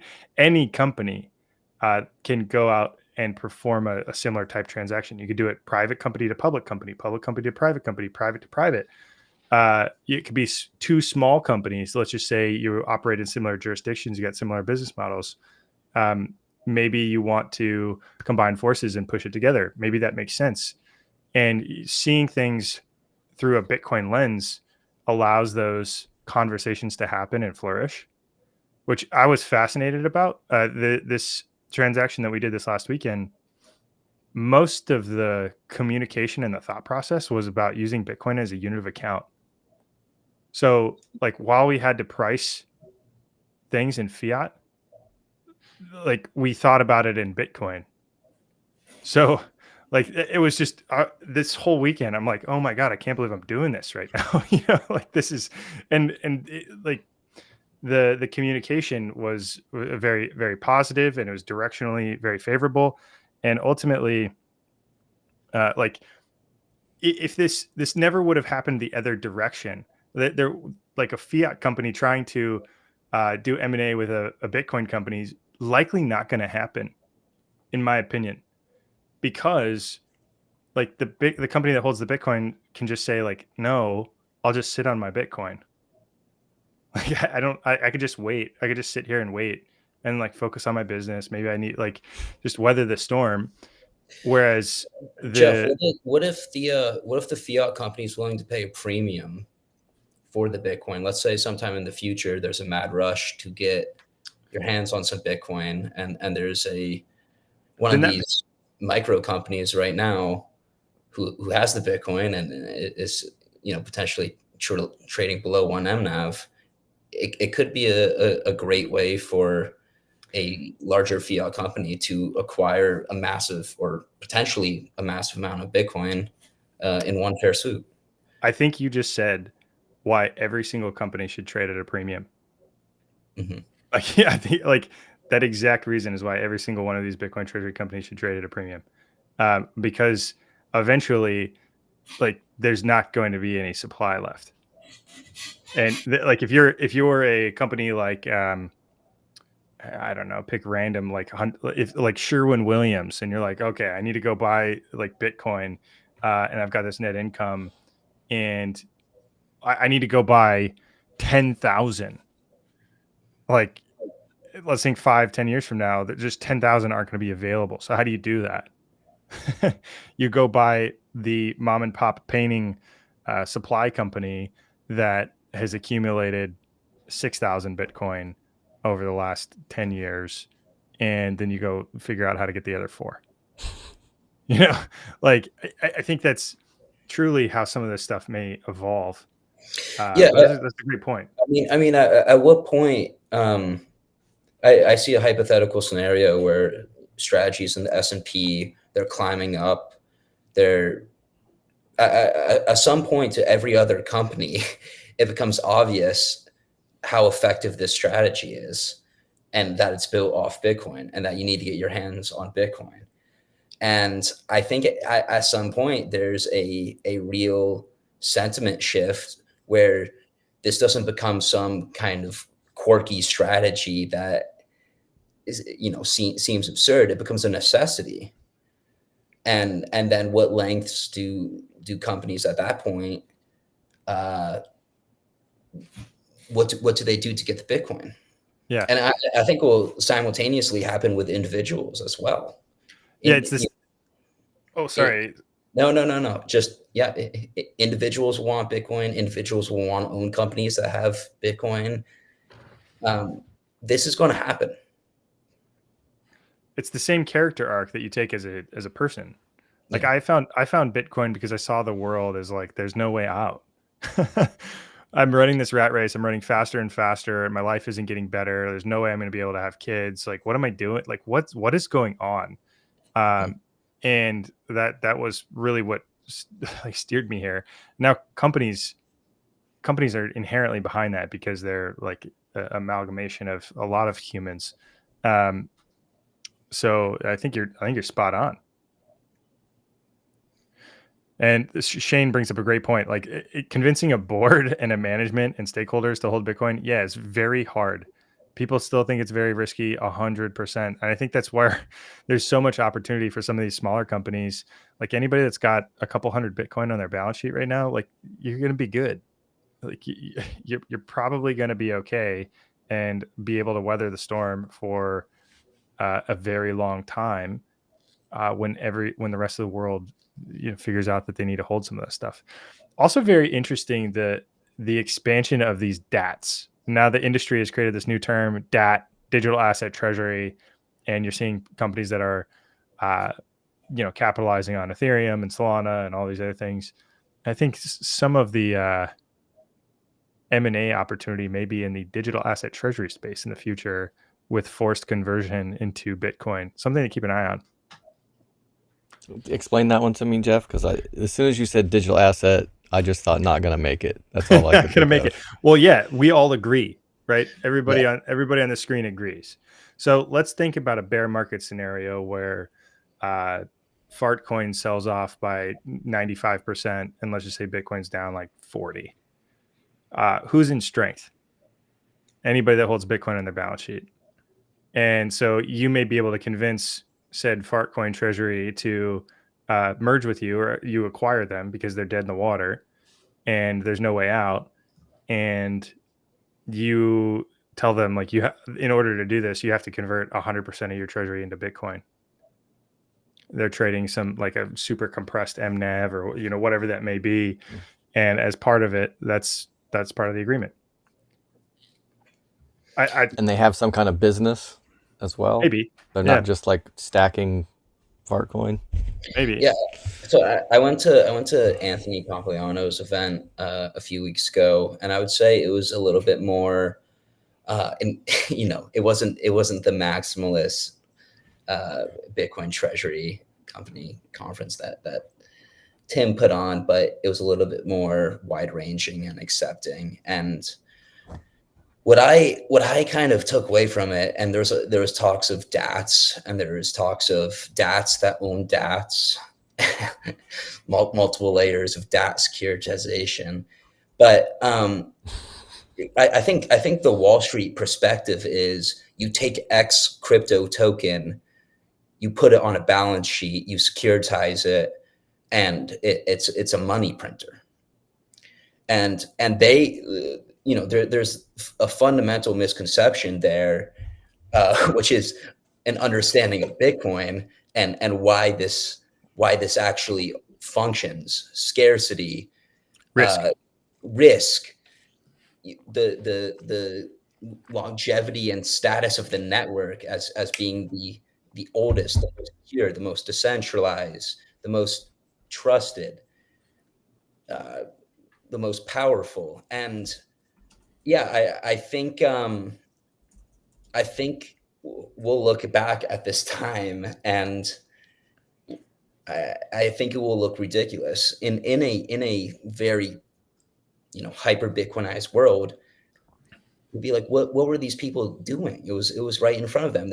All they had to do was adopt Bitcoin as a treasury reserve asset, go onto a Bitcoin standard, and there was unlimited opportunity for them. Instead, they went for the seemingly quick buck. People see opportunity everywhere, right? And when you've got these smaller coins that are less liquid, right, it's not going to take as much capital to really move that coin's price.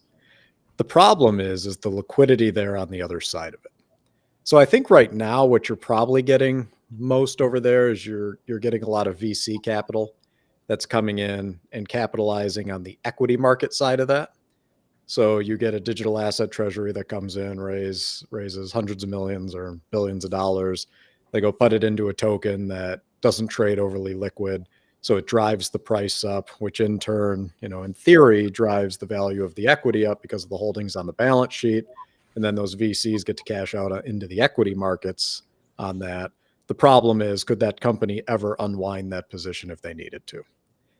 I was talking to one banker who's done a few of these DAT deals, And he said there was one company that had a concern because they were raising too much money and they didn't want to immediately own 10% of the token. And that was a real potential outcome, which shows you how far down the curve, these companies are looking at these coins because of the impact that they can have.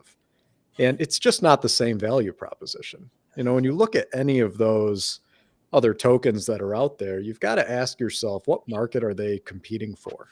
And what value are they bringing?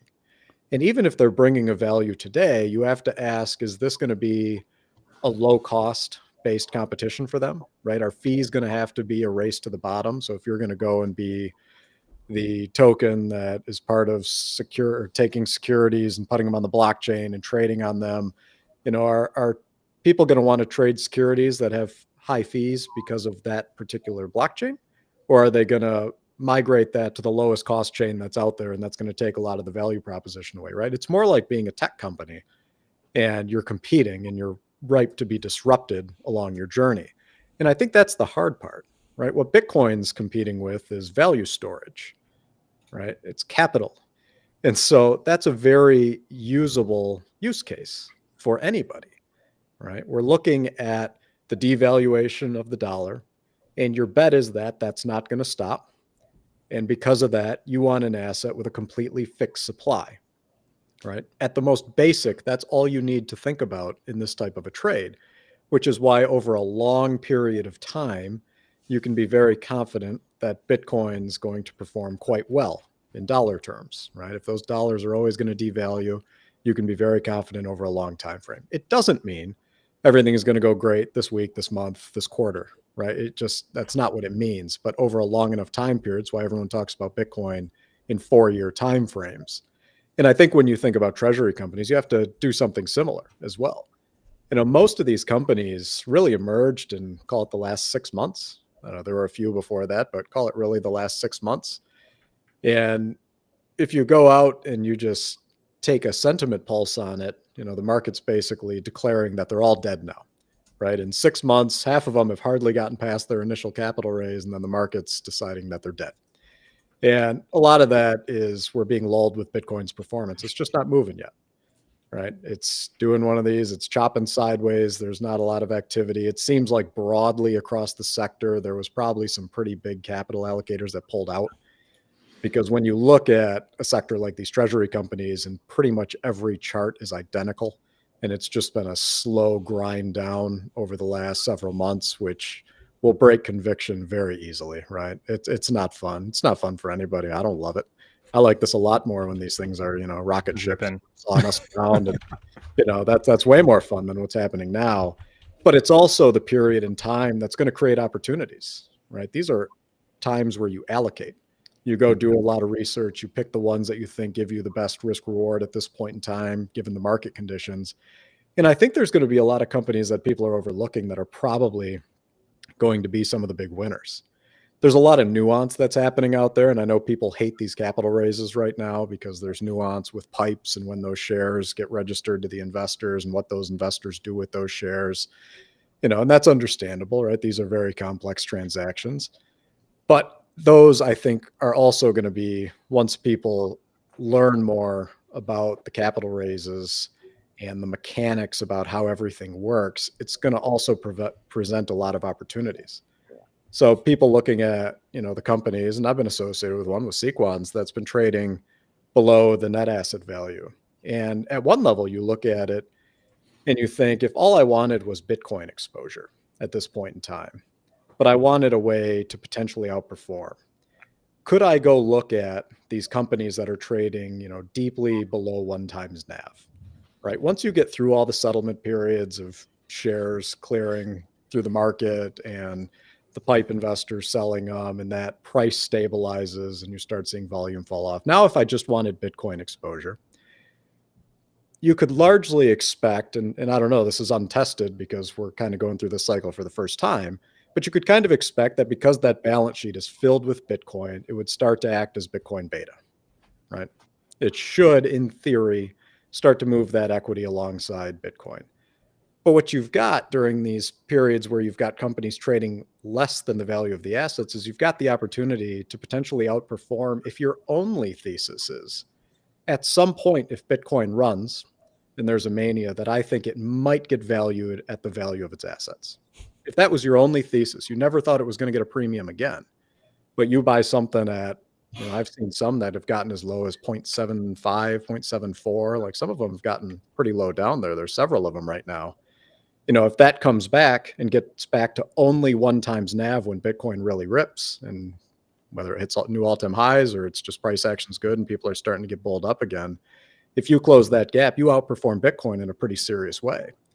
So I think there's opportunities for people to scan these markets now, but you've got to think about it differently than we have in the past, because we've got a completely different market than we had a year ago. Yeah. Right? The companies are different. The setups are different. The way capital is being raised is different, because the other side of this that you see, we look at Strategy and they've got one of the more complex models out there. It's simplifying now, but they've used more tools than a lot of the other companies have. You've got 2 very different schools of thought on like raising capital via equity with ATMs. A lot of the companies that people are really pumped about and that have been doing great now for a really long time are almost exclusively raising equity capital. It's the equivalent of just using an ATM, and they don't really have leverage on. And I think that shows the disconnect. And maybe it's more a part of the journey, like trying to figure out what is the right scale where you need to focus on efficiency, right? There's a certain level where you need to build the NAV on the balance sheet so that you can actually go and deploy these other tools and be interesting to institutional level capital if you want to go the preferred routes. But at a certain point, like where Strategy's at now, and obviously nobody's close to them, but you start looking at the efficiency of the capital raising. And you have to try to maximize the impact of every dollar you're bringing in so that you can continue to provide that Bitcoin yield out into the market. And I think now that we finally have all these companies at various levels of deploying this strategy and various levels of size out there in the market, now people are getting the chance to go digest and figure out, how do you segment this market, right? What buckets do you put these companies into, and what phase of their growth is it that I personally want to be investing in, right? Do I want the mature companies that are already in the institutional capital markets and they're raising money via these preferred products? Or am I somebody that's seeking that growth curve? Am I just looking for a company that's scaling all the time, right? Raising capital, putting it on the balance sheet. Am I looking for that kind of run up? I think that a lot of people started looking for that after Metaplanet had that really sharp run up and they were just stacking Bitcoin like crazy. And, Dylan and Simon are animals over there. So they're constantly, buying Bitcoin. But I think that refocused people, and you start looking at, well, maybe there's a huge amount of value in that initial growth curve. And now I think that everything's kind of come back out. All the premiums have been drawn out. I think you had some large capital that exited the market, and that kind of compressed the premiums while Bitcoin's not doing anything or grinding down. This is that reset, reevaluate period on the investing journey here. And it's a good opportunity if you got people that are just getting into it. Right. You get to research all these companies, and you've got international companies that have completely different ways of raising capital. I think it's going to be an exciting time. It certainly isn't going to feel like it right now for most people, just because, equities in this space haven't been performing hardly at all across the board. But these are the times, right? I've said it before. Nobody wants to be a buyer when it's time to buy. And that's the hard part in this, right? It's the best time to get in is basically, when you've taken the emotional hit, but it's hard to do. A lot of people think that these deals that have raised PIPE capital are dead. And the reality is they hold Bitcoin. So they're certainly not dead. To your point, there's ways to value these things and see them in the marketplace. These are institutionally complex products around, like, you're talking small market cap type Bitcoin treasury companies. One of the reasons that we haven't really focused on them too much is because they are so small relative to Strategy, and the amount of risk associated with any one of these individual instruments is just so much different. And it requires due diligence, analysis, thinking broadly around the whole landscape of the market, thinking of who's investing in these things. incentives, the whole kit and caboodle. So it makes them just inherently very complex. But to your point, Ben, these are the hard times are when you want to be thinking a little bit more strongly about being aggressive. Well, and M&A changes things too. Yeah, 100%. Because that sends a signal out to the market that, other companies can become targets for this. I think there's going to be a lot of consolidation in here. I don't think the top 100 is going to look a lot like the top 100 in 12 months. No way. Because of that benefit of achieving scale. I think that is really going to change things. And that's, it's both exciting, and I think for a lot of people, it's going to make them nervous in this space as well, because everything's changing quickly. Yeah. I mean, if we rewound this back to, True North episode 1, or when you were doing Quant Bros back in the day, like, this is an incredibly different market, and it's a far more complex mess than it used to be, right? The players that have entered this market now are sophisticated from the institutional side, and the way that capital is getting raised is different. And, for better or worse, that does change things. Yeah. And the grift is also shifted towards altcoin treasury companies. I mean, what's Tom Lee sitting on now? Like $9 billion of ETH. So it's I could be off by a couple billion there, but I think that's around what it's at. But go ahead, Mason. You were going to say something. Yeah, I think a lot of Bitcoiners have forgot that a company that holds Bitcoin, let's say they purely hold Bitcoin and they accrete, let's be conservative, a few percentages of yield a year, they're going to outperform 99% of fiat companies just simply by their exposure to Bitcoin. So I think the cyclicality that we're experiencing right now is not new. You see it in miners, and actually miners right now have been going absolutely wild, but they were down the most in April in the spring compared to a lot of the Bitcoin treasury companies. And now it's completely inverse, right? The miners are up, MNAVs are down.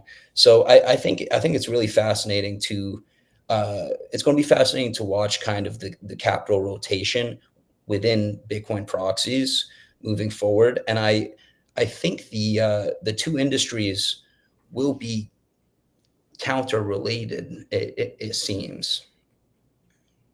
100%. Adrian messaged us in the chat and he's going to head off, but I will kick it over to Adrian for final thoughts. What are you thinking? Yeah, no, I think Ben and Mason hit on a few important points. So with regards to MNAV compression, I actually hate that term. I think sentiment shift is a more accurate descriptor, but that's just my opinion. And the reason why I'm bringing that up is because if you take a look at everything we just discussed, right? So we have BitMine. That took a lot of the mind share and attention in the market away from Bitcoin treasuries, right? Bitcoin treasuries across the board have been underperforming. Iron, Cypher, Marathon, those Bitcoin miners have been outperforming in the last 2 to 3 months. And one, their seasonality kind of aligned with it rather nicely. And two, the AI narrative is not going away anytime soon. So I don't know if any of you have had, I know, Ben, you've had positions in Iron. I know I have. Those finally started performing after a long while. And it's been very, very interesting to watch the shift in sentiment around all these different equities. And it's almost like the air has been sucked out of the balloon a little bit in terms of the Bitcoin treasury companies, but that's going to shift right back to where it was, right? So I think that October, November, end of the year, we're going to see a broader sentiment shift towards the Bitcoin treasury companies again. And I think it's because a lot of them are beta plays. Well, not a lot of them, all of them are beta plays to Bitcoin, and Bitcoin's seasonality and Bitcoin's price action is going to determine a lot of the price action that we see. And with strategy, I think people need to accept the fact that it's much larger now. Therefore, it's going to take a lot more money to move it. And it's going to be perhaps more sensitive to broader market dynamics than it was in the past. That's not a knock. I think that's just a signal of growth. So I've been relatively patient in the last few months as everyone has been screaming online, talking about, strategy and talking about how everything is underperforming, just anticipating Q4. And I think Q4 is going to tell us a lot of what is to come. If for some reason we underperform in Q4, then I'll start reassessing. And when I say underperform, I'm talking about Bitcoin, I'm talking about strategy, I'm talking about all the Bitcoin treasuries. If those underperform in Q4, I'll get a little bit, I wouldn't say concerned, but I'll have to reassess. But we've literally seen Nvidia go to $4 trillion in market cap. We saw what happened with Oracle recently, right? The mind share in the market has been sucked into AI related plays. And we've seen that with Iron, we've seen that with Cypher. Those are AI related Bitcoin miners. And then we also have mind share going towards the ETH treasury companies, and like with Bitmine. So it stands to reason that we would have seen the multiple on these equities drop in the last 3 months. But I anticipate that's going to shift right back for Q4 when Bitcoin's seasonality is and price action and price history is the strongest. So I think everyone just needs to be patient. Let's see what Q4 brings before the doom and gloom conversations take over too much. That news on the AI was like, taking a power strip and plugging the plug into your own power strip. It's like 100 billion here and 100 billion there, and it's all getting recycled to the $100 billion of this money that's made out of thin air. And yeah, it'd be interesting to see how this plays out, right? Nvidia is a company with $55 billion of capital on their balance sheet, protecting a $4.5 trillion market cap, leveraged on future cash flows that are uncertain with a whole host of risks. And I wonder if there's a point in time where people say, what am I doing holding this stuff? Like, what's the point? So maybe. Yeah. But the thing with it is, though, I think people need to be very mindful when they're talking about the AI situation, because I think it's more of a paradigm shift and a model shift more than it's a bubble. But that's just my 2 cents on the matter. And in the chat, someone is saying that I said that fundamentals reflect sentiment and sentiment reflects fundamentals. That's not what I said. So you may want to pay attention a little bit closer. But besides that, it's been a great conversation as always. The chat's always entertaining with people just saying stuff. But there's a lot of great comments in there, so I appreciate a lot of the comments that we see. Looking forward to doing this again next week. And the week after that, and the week after that. It's great to be back. So, guys, it's been great, but I got a dog to walk and I got stuff to take care of. All right, later, Adrian. Thanks for hanging. Later. Adrian.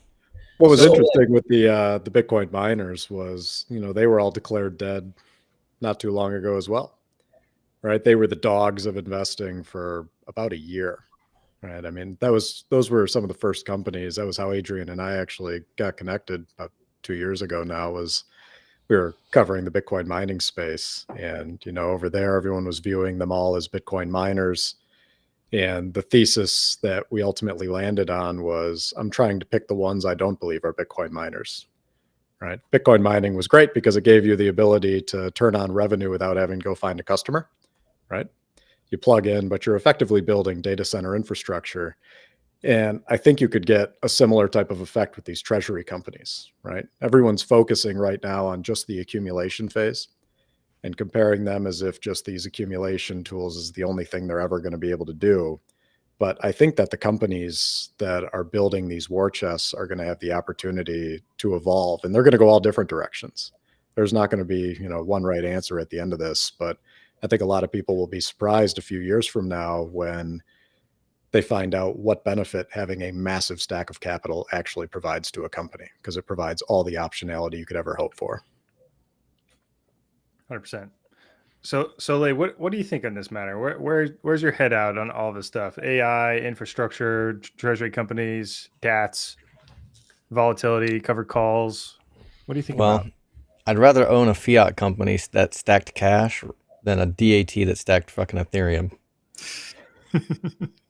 I'd rather just have a melting ice cube. You'd rather have a fiat treasury company?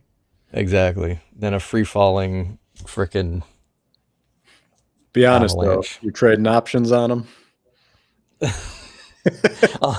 Yeah, I might be extremely short.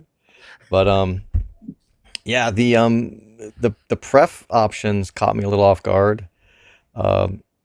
Strife and Stride makes a little bit of sense, but I still don't understand options on Stretch, but I haven't looked at the options chain on them really at all. So I'm really curious to see like what the pricing kind of reflects, because there might be something there. you could scalp a little bit, but it's still pretty immature too, so the liquidity's not there. Yeah. But I think the cool part is that they exist. Like what other preferred equities have options markets on them?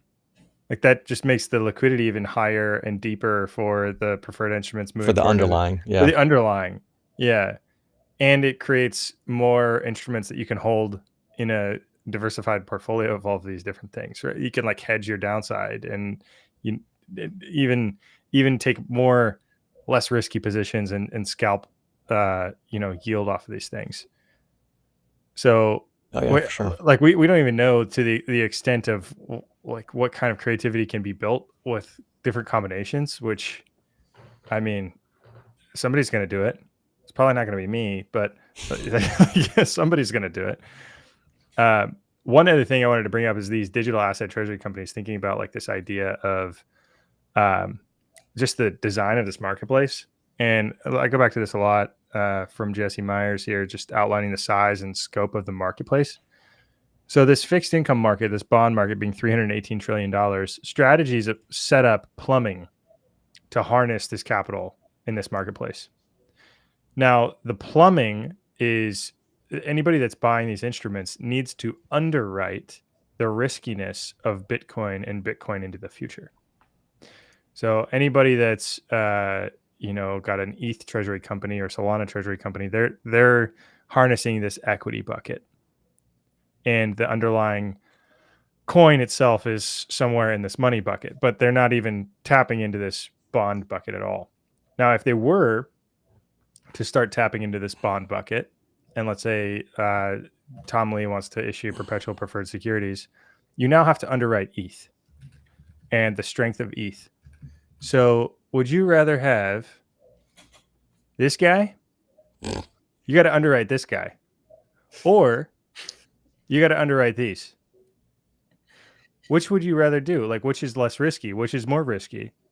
And which is going to have significantly more institutional capital than the other? And like, you play this game out like far enough. Like, what are you going to do? Are you going to underwrite XRP? Like, you really think XRP is going to be less risky than a Bitcoin-backed fixed income security? No way. No way. 0% chance. So like the end game here is Bitcoin runs all of this stuff because the risk profile is profoundly different. And like that's what I'm super excited about. It's like I don't need to underwrite this guy. I need to underwrite the protocol. That's it. So I think the digital asset treasury space, what is there money to make there? Sure. Like there's a ton of equity capital that's flowing to it, and it's very clear the sentiment, but I mean, there's stupid people everywhere. There's stupid people throwing money around everywhere. And I think that's just look at the XRP market cap, right? Yeah. What is the XRP market cap? What is it, like 250 billion? Is it higher than that? If it's higher than that, that's crazy. It's higher than Strategy. Yeah, by like 150 billion, which is crazy. We live in a time where XRP is bigger than Strategy. 171 billion. So the market cap of XRP is about $80 billion. It's almost double the size of Strategy. Which what is XRP? That's insane. I encourage somebody to tell me what it is. Everyone's uncle has bought it. Yeah, uncle. Yeah, it's going to 1,000. Oh my God, there's this guy that literally he's talked on like CNBC, and he's out there and he's saying like XRP is going to go to 1,000. I'm like, oh my God, it's not going to 10 trillion, right? Like no way. Actually, I think the math might have been 100 trillion. Actually, I think if you run the math, it's like 100 trillion. I'm like, just you're out of your mind. And like he's getting airtime on CNBC or like like one of these Bloomberg shows. I'm like, you got to be kidding me. It's like, but these people aren't doing any math. I don't know how much they paid. Just the incentives are not aligned, and the shitcoinery is. To be honest, it's been a brilliant business model, though. Yeah.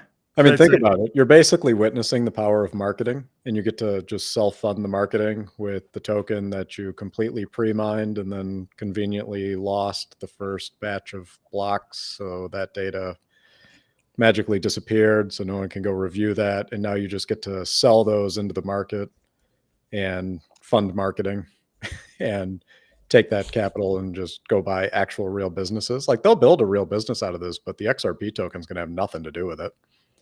Yeah. That's where the delusion sets in, is people still think that there's a world where XRP is like running bank transactions, and that's not reality. The Ripple XRP disconnect. Yep. Yeah. 100%. Okay, what else we got? Man. Somebody was Call? asking about the video that's been circulating where Saylor weighed in on the knots versus core in a roundabout way. He talked about op return, and I guess it was in Prague, which makes me mad I didn't go. But apparently he said the best way to ruin Bitcoin would be to find a well-meaning developer and tell them to make it better. The point is, the point is, we understand that we have to fix the bugs, sure, but if you've got a contentious change, maybe we pump the brakes on that. So basically, the road to hell is paved with good intentions, I think. So it was good to hear that, and I think it would make sense for every single treasury company to do a review of all of the upgrades that are coming up and find out, and I guess decide for yourself if they're contentious, and then make a recommendation to your custodian. What code do you want us to run? Do you want us to remain on core V29 because we don't like V30? Do you want to run the alternative knots, something like that? And maybe it would be good for the custodians to do those reviews too, but somebody's got to be doing the studies and then making recommendations to somebody. How's your node running been going? I hear it buzzing down there. Yeah, you got it down there. Which one are you running? How long did it take you to get set up? What's like the whole process? So it's embarrassing for me because I worked in IT, but my role was so niche. It's like software related, and I don't know jack about hardware. So I've got a Start9 server. Bitcoin Not Crypto's channel has some really good tutorials. There's also one from BTC Sessions. And if you check out Bitcoin Not Crypto's channel, I think he's got like a discount code you can use for a Start9 server as well. But I think they're all in back order. The other one that's good is it Umbrel? Somebody correct me. Yeah, Umbrel. But yeah, I got the Start9, and I spent like a few hours on over 2 days doing it, and I had like 17 YouTube videos open trying to figure it out.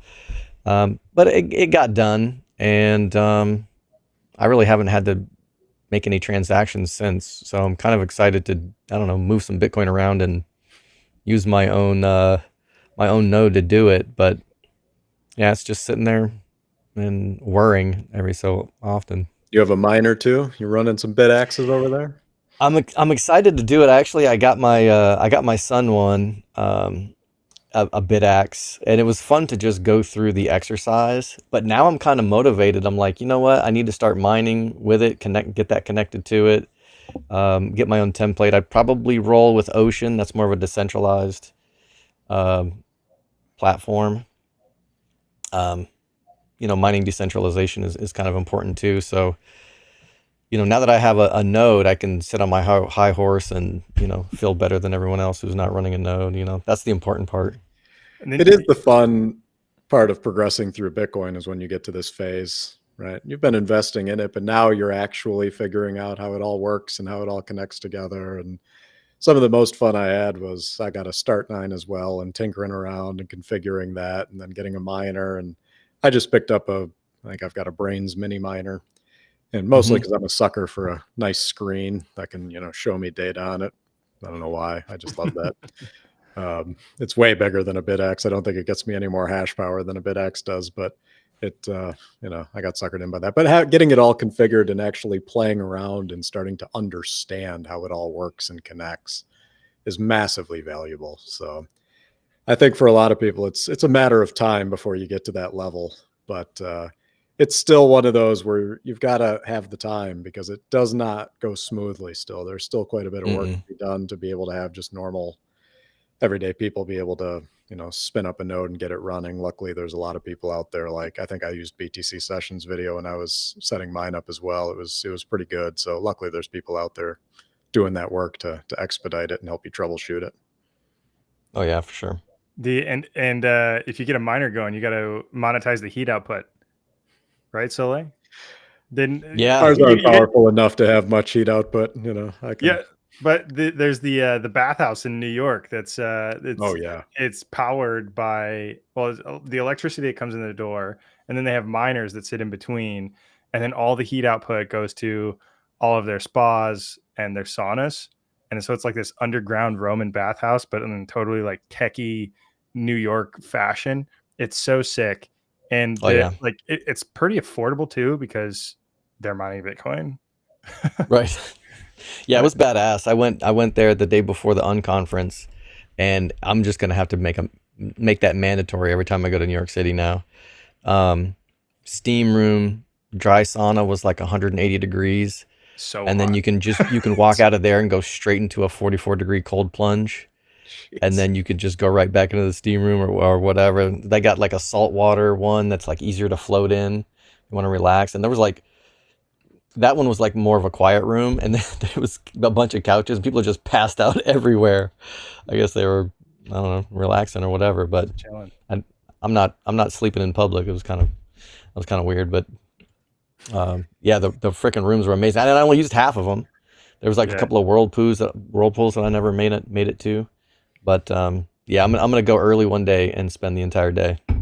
Yeah, there's a business model for anybody out there that's a spa or sauna freak, is monetize the heat output. There's a guy in Colorado that's even put a book together about like the heat output of mine. I think it's called like Bitcoin heat, or there's something around that. But that's an industry. And that's an entire industry that somebody can get into. Like, these things are going to be on the top of everybody's homes, and be the furnace in the winter. Because why not? If you're able to recapture some of that value, and there's a lot there.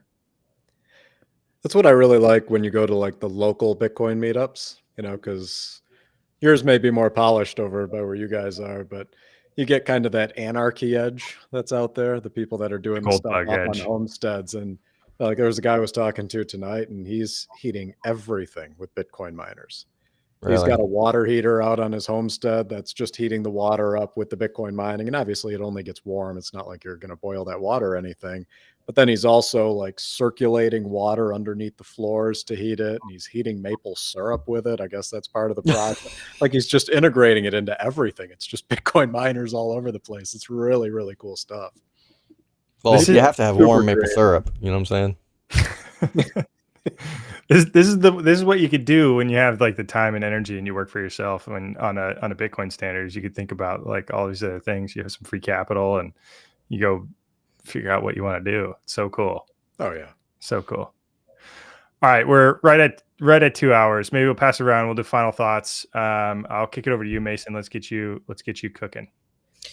Yeah. Well, just my general takeaway from the conference was, this industry is so nascent. We're just at the beginning.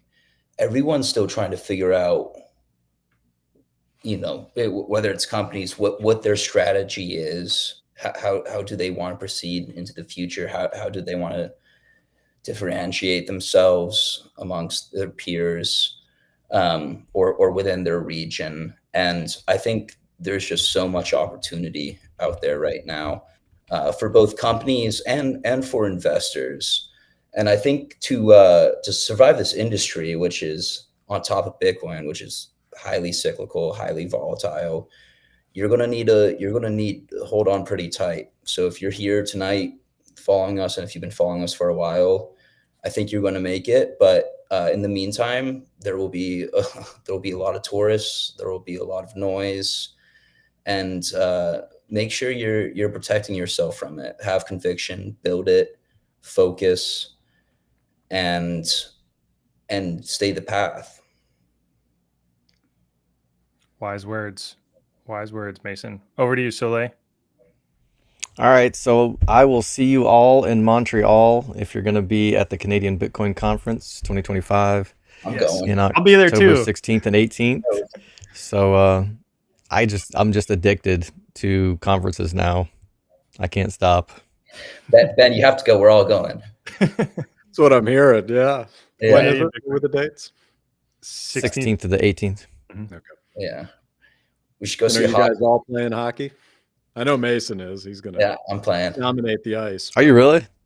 Yeah, I was a high school hockey player. No kidding. Yeah. Is it going to be a Well, if core you're one versus- short, core versus knots hockey?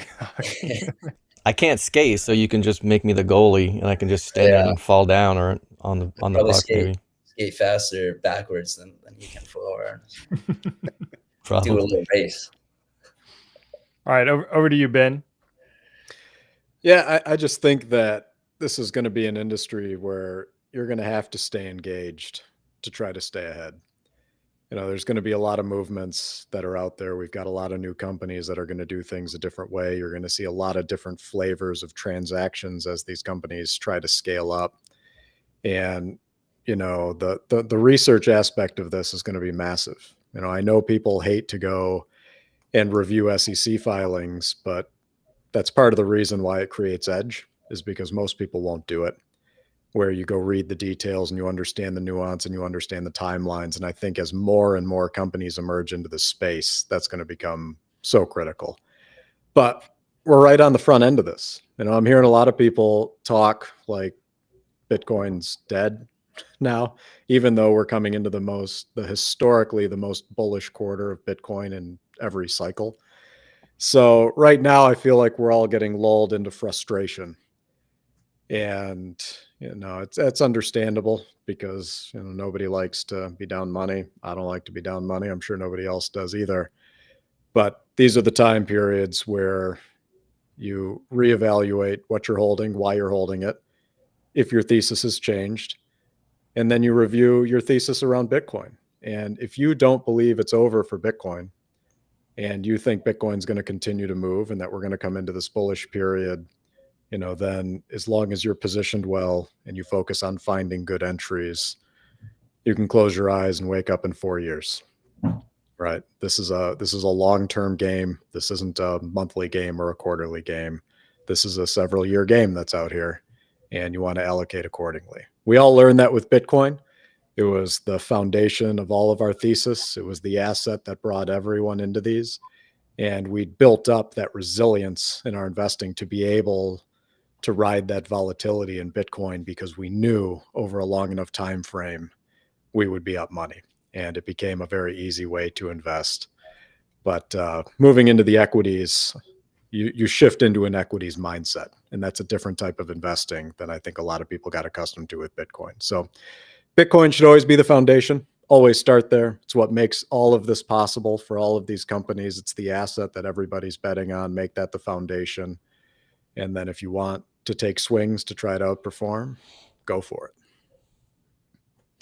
You're only down money yeah. if you sell, right? You're only Well, and Go you ahead. can zoom in far enough to find a time period where strategy's underperforming.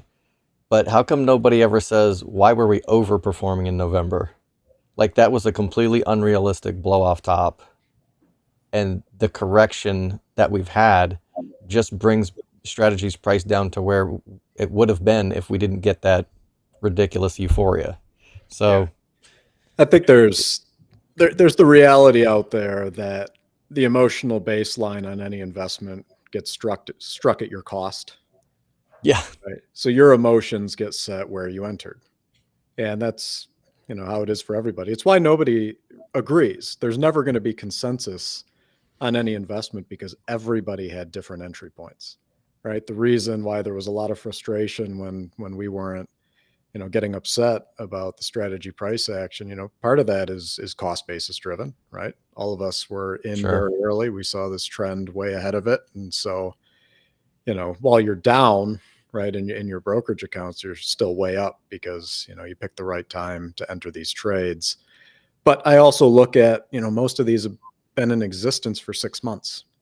So you got to give more than 6 months time to declare a strategy or a company's strategy as dead and over, and that the industry's over, right? Six months is not enough time for that. So we got a lot of runway ahead of us here. There's going to be a lot more innovation. You're going to have a lot more scale coming to the market.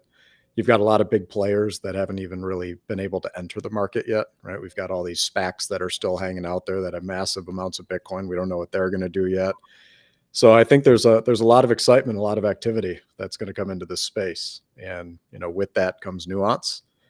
And that's going to be what's going to kind of reignite the research end of this again, I think. I think we got lulled for a little bit. We started to understand, really well. I kind of liked the days when all we had to break down was convertible bonds, that we got pretty good at convertible bonds, and now those are going by the wayside. So, we're going to have to pick up the next wave of all these and master those. So We need another pref to figure out. I think we're still figuring out these prefs, quite frankly. Yeah, for sure. Jeff just learned they could, redeem the stretch shares at 101. And so True. still learning those. It always comes back to this. Like, I don't want to be that grandpa that said I could have bought Apple at 82 cents. And then, your grandson says, well, you didn't, well, you could have, but you didn't, and you didn't hold on to it. So cool story, bro. Jeff, do you know what's worse than that? What? Being the grandpa who bought the Apple stock and then started the podcast about the Apple stock and then sold the Apple stock. That would be worse. Yeah. Your grandson pulling up receipts of you mouthing off about how great the stock was. Yeah. You said it was going higher, but then you sold? You sold. Yeah. It's like, I'm here. This is I've committed. There's receipts. Yeah, you're pot committed now. I am definitely committed 100%. That's where we're going. Okay. Well, my final thought here is we are in year 1 of digital credit. This world is moving very fast. Bitcoin is money. Everything else is credit. That's all I've got. I got one last thing. Go ahead. I need people to guess what they think the name of the next strategy pref will be. We need this on record just in case one of us is right. I can tell you mine first if you guys need to think for a minute. Go ahead. Go first so we can eliminate one. I'm going to say that it's going to be Stratus. Stratus. Mhm. Stratus. Like the stratosphere. Okay. It also fills the U in there, alphabet. Yeah, that's building out there. It's STRU. definitely STRU. There's 100% chance. Oh, on the F. That's what I'm It's going to be senior to stretch. I'll go with strut. Strut. that. That's good. Strut. Man. Okay, and then there's got to be another one, an E one, right? Yep. Yeah. Let's see. Yeah. Place your bet. Mason, what you got? I don't know. You want to copy Soleil's homework? Double down on strut. I was playing to the sailor, aerospace angle. That's why I went strut. Yeah. Honestly, it's like midnight over here, and this feels like a New York Times crossword You're puzzle. just out of college. Yeah. Mason, you don't. For you. Mason, you don't play Boggle? I'm a working man, and no, I put money into my 401k. It's rough. Trying to buy a couch, you're just trying to buy a couch. It's hard times. My commute is crazy. It's like I go from my bed over here to my desk. It's long commute. Yeah, it's a lot. All right. Well, then we'll cut you a break, but think about it. Come back. Without the acronym, the potential, fiat is blank. I would say probably strong, and a lot of people are saying this in the chat too. My guess would be strong. Wait, don't we need an E? Got to go with strength. Right. Strength. Oh, there you go. STRE, strength. There's a whole new world out there. There you go. All right, guys. Well, 2 hours and 10 minutes in. Thank you, everybody, for joining. Thanks for hanging out. Episode 39, the Investment Grade Bitcoin Podcast. We are signing off. Take it easy. Have a good one, and we'll catch you next week. See ya. See ya.